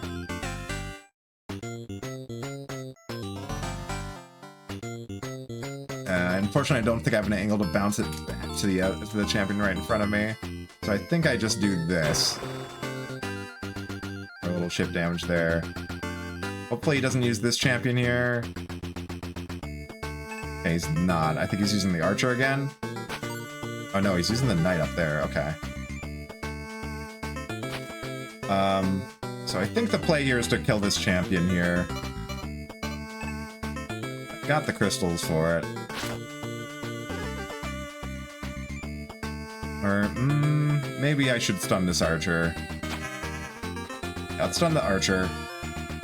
That champion's on 1 HP and is kind of stuck in sand, so I don't know how much it's going to be able to accomplish from there. I'll probably hit my... Okay, no, I'm just going to go for a heal. Yeah. I think we go for killing this... finishing this champion off. Oh, it actually still has more health than I thought. But I think I'm gonna just finish this champion. The main thing I want to do is just get the champions off the board. So what's being moved now? This knight down here, okay. Okay, that was stunned, huh? So, okay.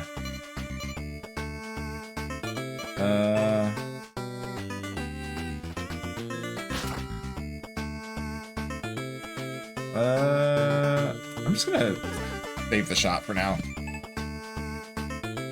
Might be able to hit me a little bit, but yeah, okay. Yeah, actually, let's do this. And then knock you into the sand. So it's just this knight and this archer. Is there something down here? Yeah, there's a knight down there. I think... Oh, okay, yeah. You just die. Okay.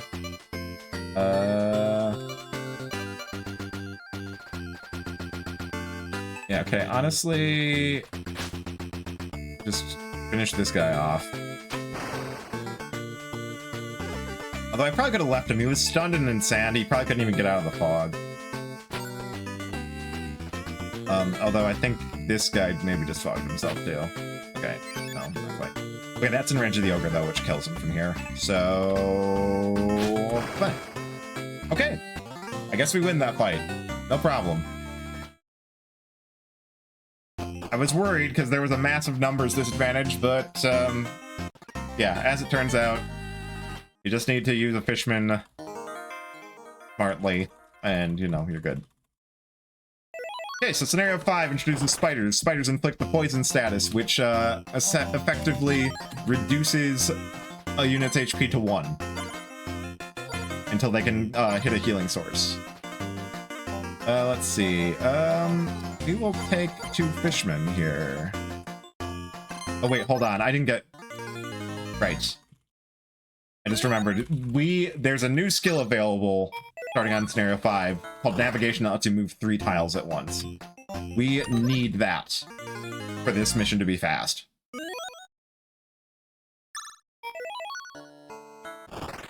Otherwise, we end up taking extra fights. We're getting really unlucky, though. Haven't seen it yet. Usually, I get it first try. There it is.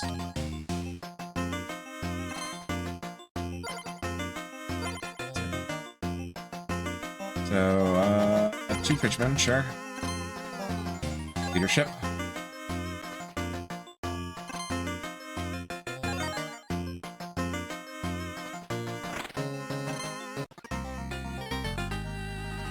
Okay.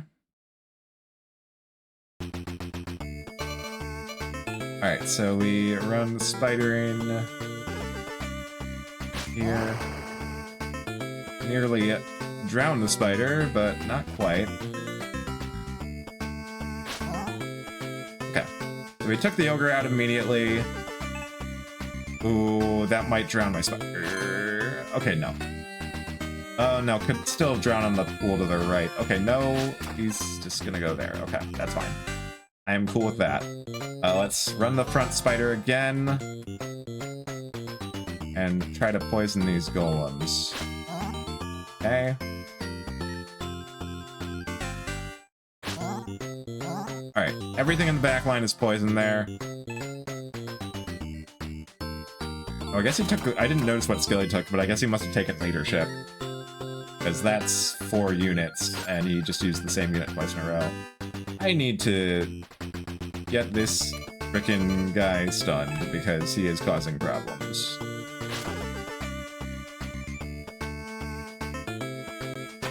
Stun him and push him into the back corner. My spider might here probably dies. Yeah. That's okay. We just try and keep the other spider alive.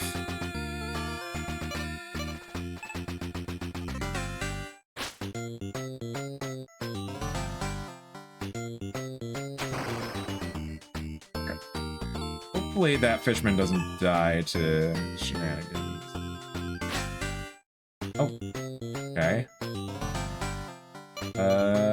I'm just gonna kill you, to be honest.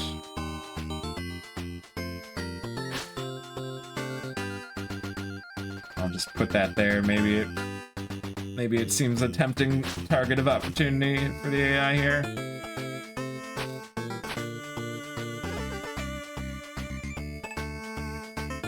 We'll grab the gold here. Oh, that's not at all where I wanted to bounce. We'll just cancel the shot.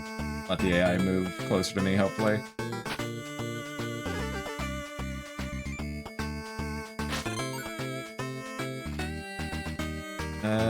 Okay. We can move over towards that golem. How did that miss? God, I hate this. That fishman is so dead.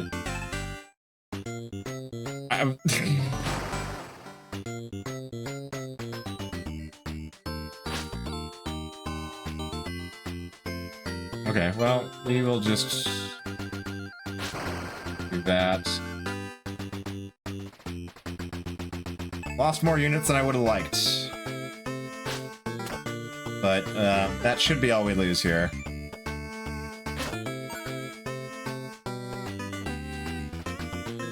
Okay.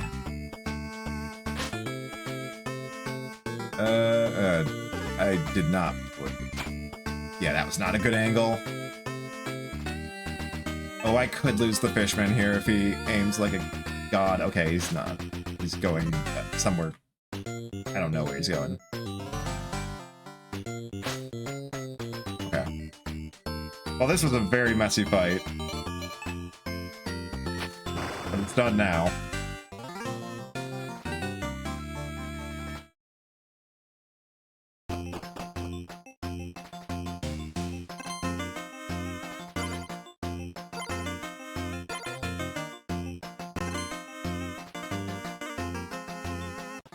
Yeah, well, we'll go for the win.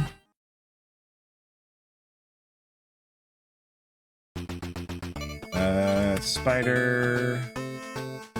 Not in a good position. I think I go for him anyway.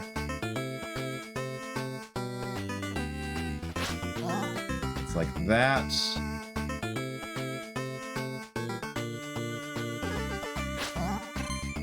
Not at all what I wanted. Champion could... Okay, Champion's not even caring about my spider. That's fine. He's just trying to farm gold or something. Okay, I think... do that. And then... we try to get back to the champion.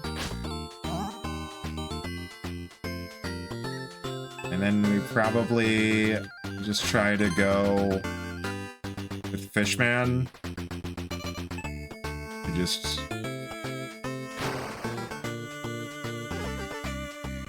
clean up mess. Like, everything other than knights, than that one knight is poisoned. And I don't think there's any health available on the board, so I think anything that's poisoned is just...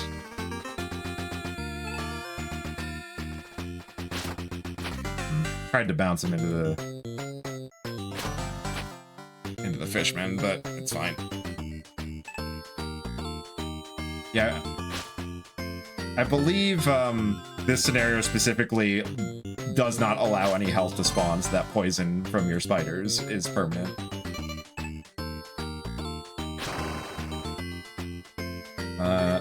I think I can hit that. So yeah, just a poison knight and ogre. Yeah, this should be a pretty straightforward win from here. We just go fishman again. I think I can hit the knight here, and then yep. Yeah. And that's Lords of Disconia gift. 38.5 minutes for that. That's not bad. Especially since I had to stop at one point to figure out audio issues. Night Manor! We've got a point-and-click adventure game coming up here. All we have to do is escape from the killer once to get the gift. Oh. Oh. Come on.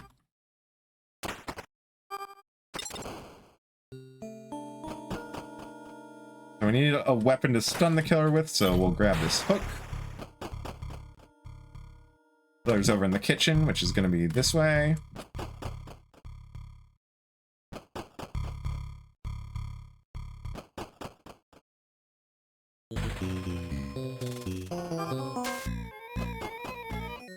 There we go. Alphazar's hat. It's like a top-down shooter, kind of like Pocky and Rocky, if you're familiar with it. But yeah, we are coming up on the end here, because, you know, this is the last row of games, so not much left. And most of the scary runs are over with. The last thing I am kind of worried about is Pilot Quest, the game that we've been doing idle resource generation on. Because if I mess that up, then I have to wait for more resources to accumulate. So the goal here is to win an extra life in the bonus game. You access the bonus game by collecting these hidden gold tickets. We only need one. You can collect more. There are more available for, like, additional attempts.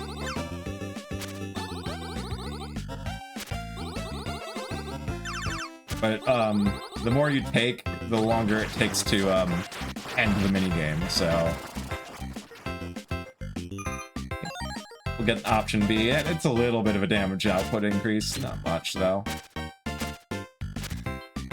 Just a little guy who's gonna follow me along and follow me around and shoot anything I shoot at.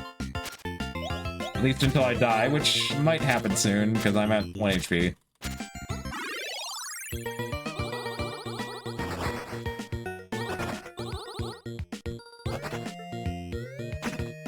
Yeah, getting kind of unlucky here.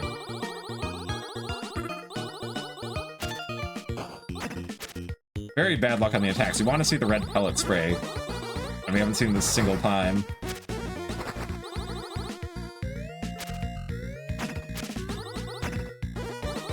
This is the least cooperative Josie I've ever seen. Yeah, we did not get a single red bullet spray. The red pellets, you can just stand where I'm standing and keep shooting, and the shots will miss you, but we didn't get the attack a single time. Alright, so we need to collect 3 coins and die. There's only 1 coin visible on the board right now, which is a little concerning.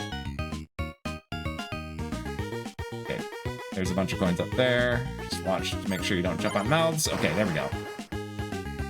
And there we go. That's our extra life. Now it's time to finish up Pilot Quest. The goal in Pilot Quest is to defeat the spider mini-boss out in the wild area, Tomi. So the more meat we have, the more time we have in the wild area, which time is essentially your health. So we'll have 600 seconds. If we take hits, we will lose additional seconds off of that. So first we need to head to Tomi's lair. There are slight randomization elements to the overworld here. We're hoping for a shortcut here, and we do not get it. Those bushes right to the north that I just walked past can be there, or they might not be, depending on the world seed. We unfortunately got the one that's going to force the long way around. So we gotta go for a walk on the beach here.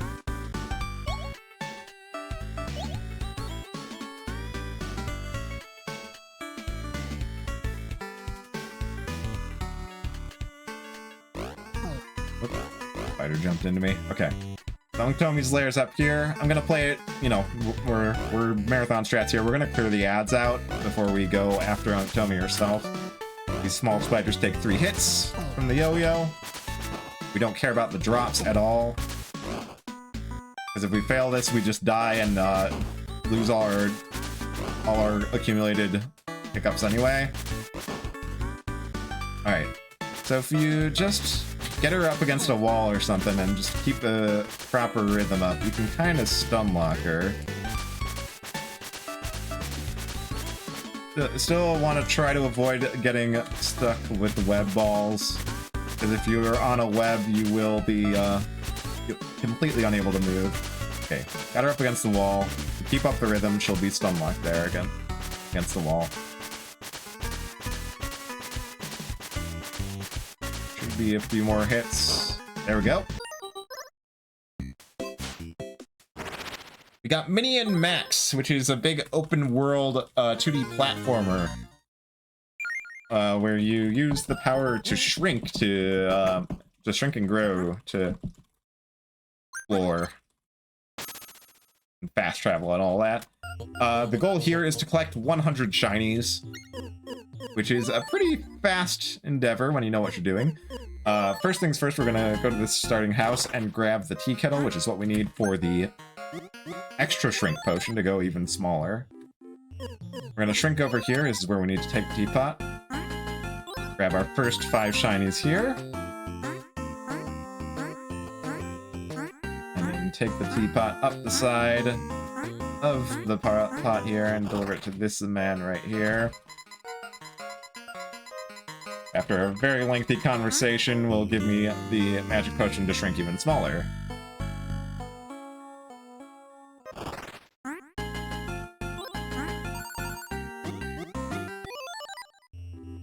Oh, fell off the shelf.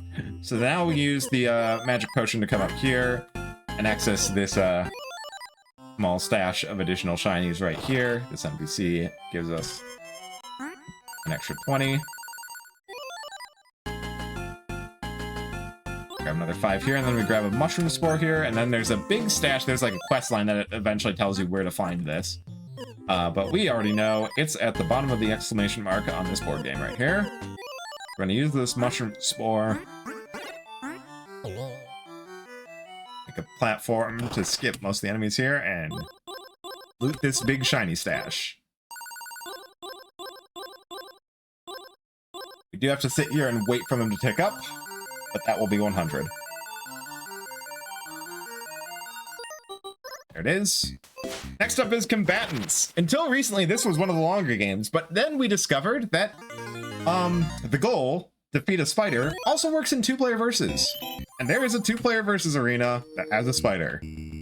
If you're playing single player, you gotta go through 3 other levels before you get to a level with a spider. So yeah, this is a like an RTS, a very, very janky one, I might add.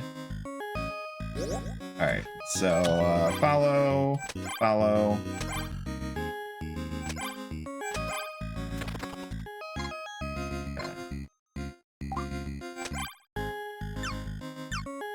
Wait for the spider to start eating another ant, and then we walk in, get all the worker ants to pile up on the spider, and now it should be dead very shortly.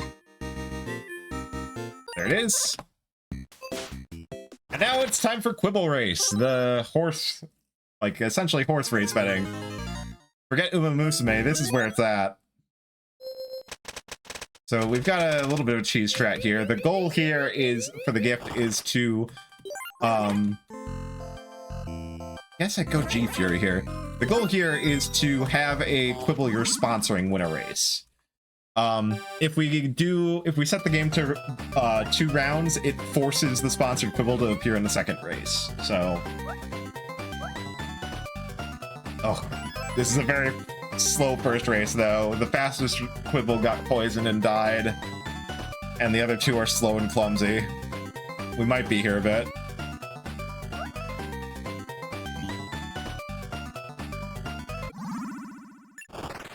Okay, so we're gonna train up G Fury a little more. Yeah, there's G Fury.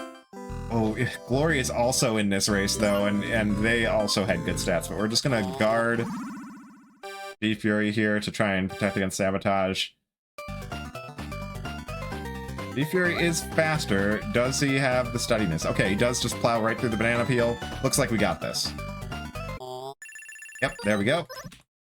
That's Quibble Race done. And we are on to Seaside Drive.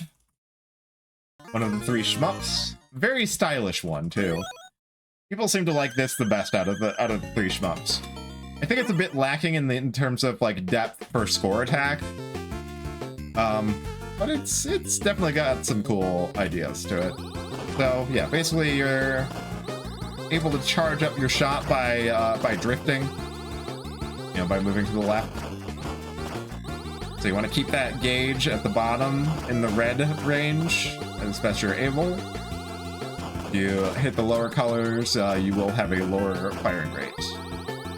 The goal here is to win win extra lives in the bonus game. You access the bonus game by completing a stage without any deaths. So we just need to make it through the first stage without taking any deaths and to kill the boss as fast as possible. But yeah, we are very close to the end of the run, I should note. There's only 3 games left. The next game is also kind of like a Star Fox-ish, you know, shmup, I guess you could call it.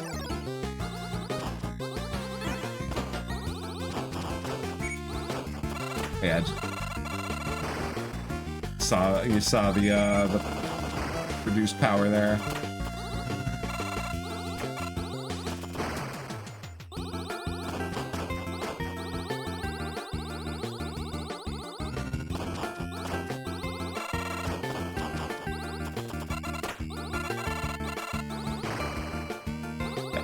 And should be time to fight the boss now.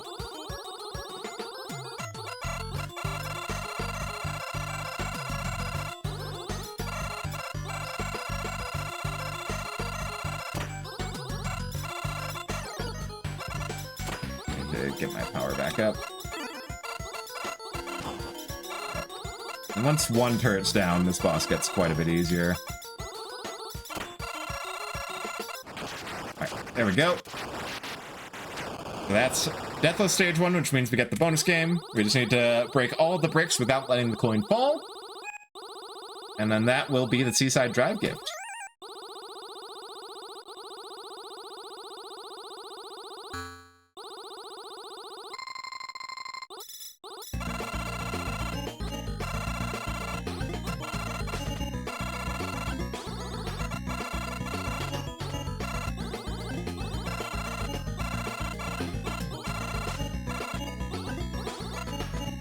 Alright, there we go.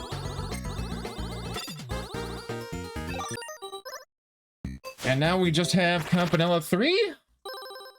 The final game in the Campanella trilogy. And for this, just like with Seaside Drive, we just need to get to the bonus game and win an extra life. You gain access to the bonus game by clearing waves at a rate of either 100% or 0%. 100% is slightly faster because you can kill the final group of enemies in each wave to end the wave a little sooner if you're going for 100 over 0.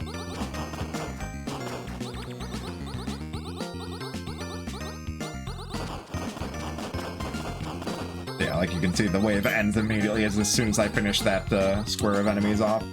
Whereas if I went for the 0 route, I'd have to wait for them to just leave, which takes a little while.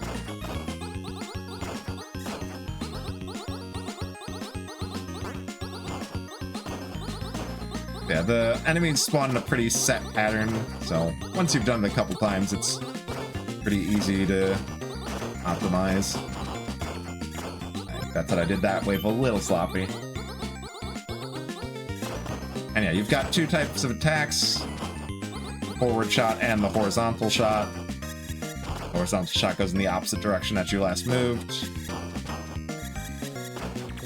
And you start holding it, so yeah. But yeah, the first stage is pretty much meant to just be tutorials. It introduces, you know, horizontal enemies, 2 waves in, and the final wave is the only one where it's like a decent mix of stuff. Enemy types and concepts. Even then, still pretty easy to keep up with. You gain access to the bonus stage as soon as you get any wave 100% or 0%, but the more waves you have 100% or 0%, the easier the bonus stage is to win.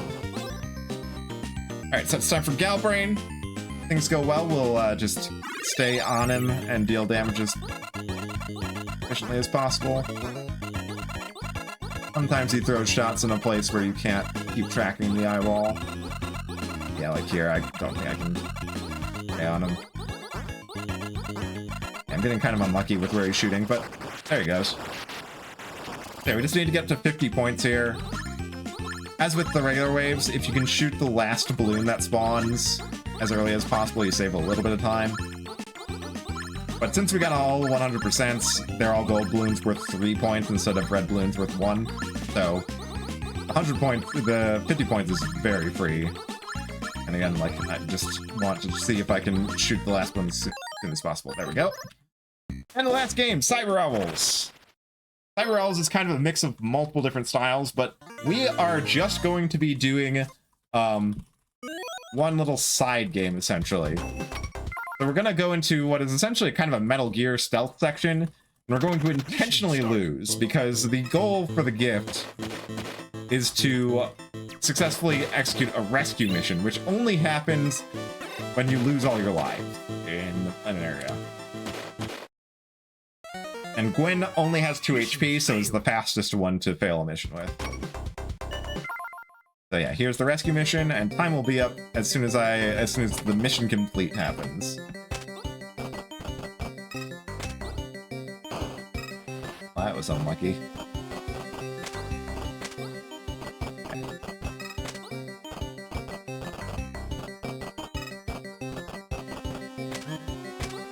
There we go. Alright, there we go. And mission complete. So just to confirm, we go to the garden. That is all 50 gifts.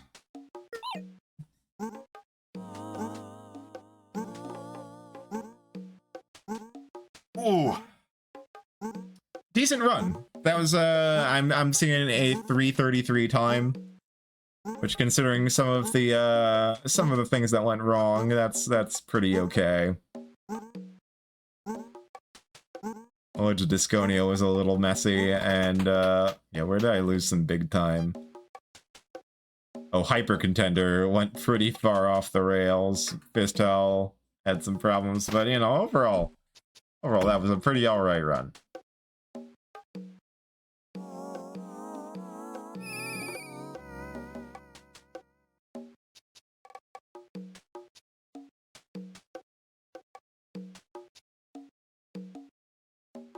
Alright. Well, anyway, that was, you know, that was UFO 50 all gifts. And, yeah, you might be wondering, you know, of course, y'all are here for really, really long-a-thon. Y'all love your long runs, and, you know, this was 50 games, but just doing, like, you know, a partial playthrough, you know, one little side game. And you might be wondering, how long does it take to beat all 50 games? Yeah, the answer is, it depends. You know, each game has like 2 levels of completion. There's the gold disc, which is just beating the game, and then cherry, which tends to be 100% clears. Gold disc, 50 gold disc run takes about 20 hours, and a cherry, 50 cherry, I think, is more towards 30 as the current record stands. And I am definitely going to be working towards that, and I'm looking forward to maybe potentially offering all golds or all cherries to a future really long-a-thon. So, yeah, was happy to show off what I think is, you know, kind of a nice sampler plate of UFO 50 in the all gifts category. But yeah, look forward to maybe we can see the full course meal sometime in the future. But yeah, and thanks again to everyone for all your support to ACLU. You know, really appreciate you guys showing up and just supporting not only my run, but you know, of course, the really long-a-thon as a whole, and the you know, the wonderful cause they're racing for.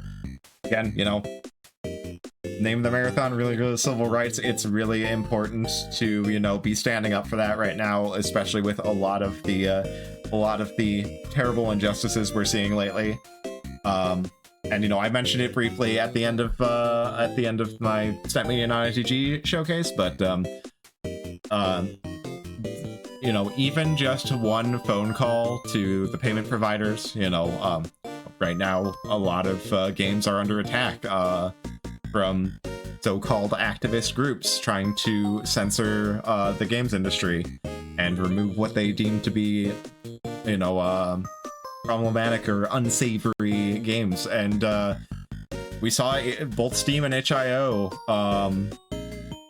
getting pressure from payment providers, who in turn had been pressured by these so-called activist groups.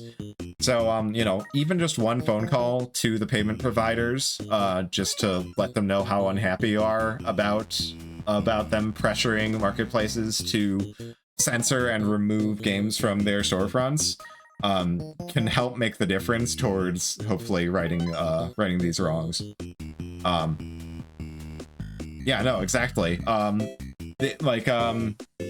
you know, it's something I want to emphasize, because you know, I realize that, you know, the main thing being targeted right now is adult games, not safe for work games, and I know that is not everyone's cup of tea. That's understandable.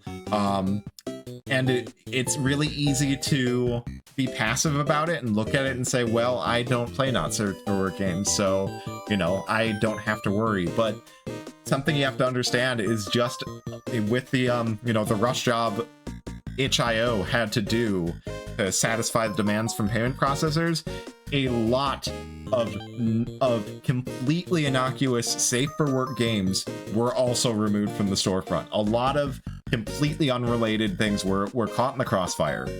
And, you know, it already is affecting games that you might care about, even if you're not a fan of 18 plus not safe for work games.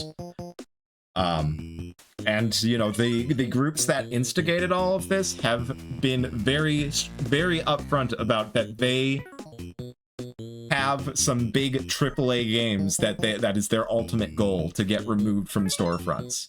I believe Detroit Become Human was one that was mentioned.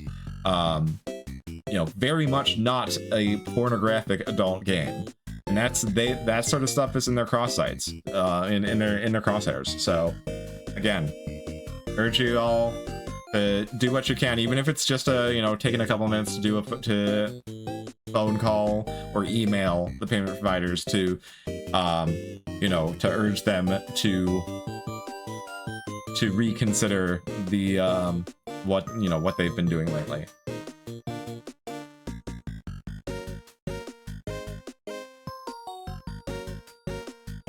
But yeah, I think that's all I've got for me. That's gonna be enough soapboxing for me. As always, just trans rights are human rights. Thank you all for tuning in, and enjoy the rest of the marathon. Thank you all.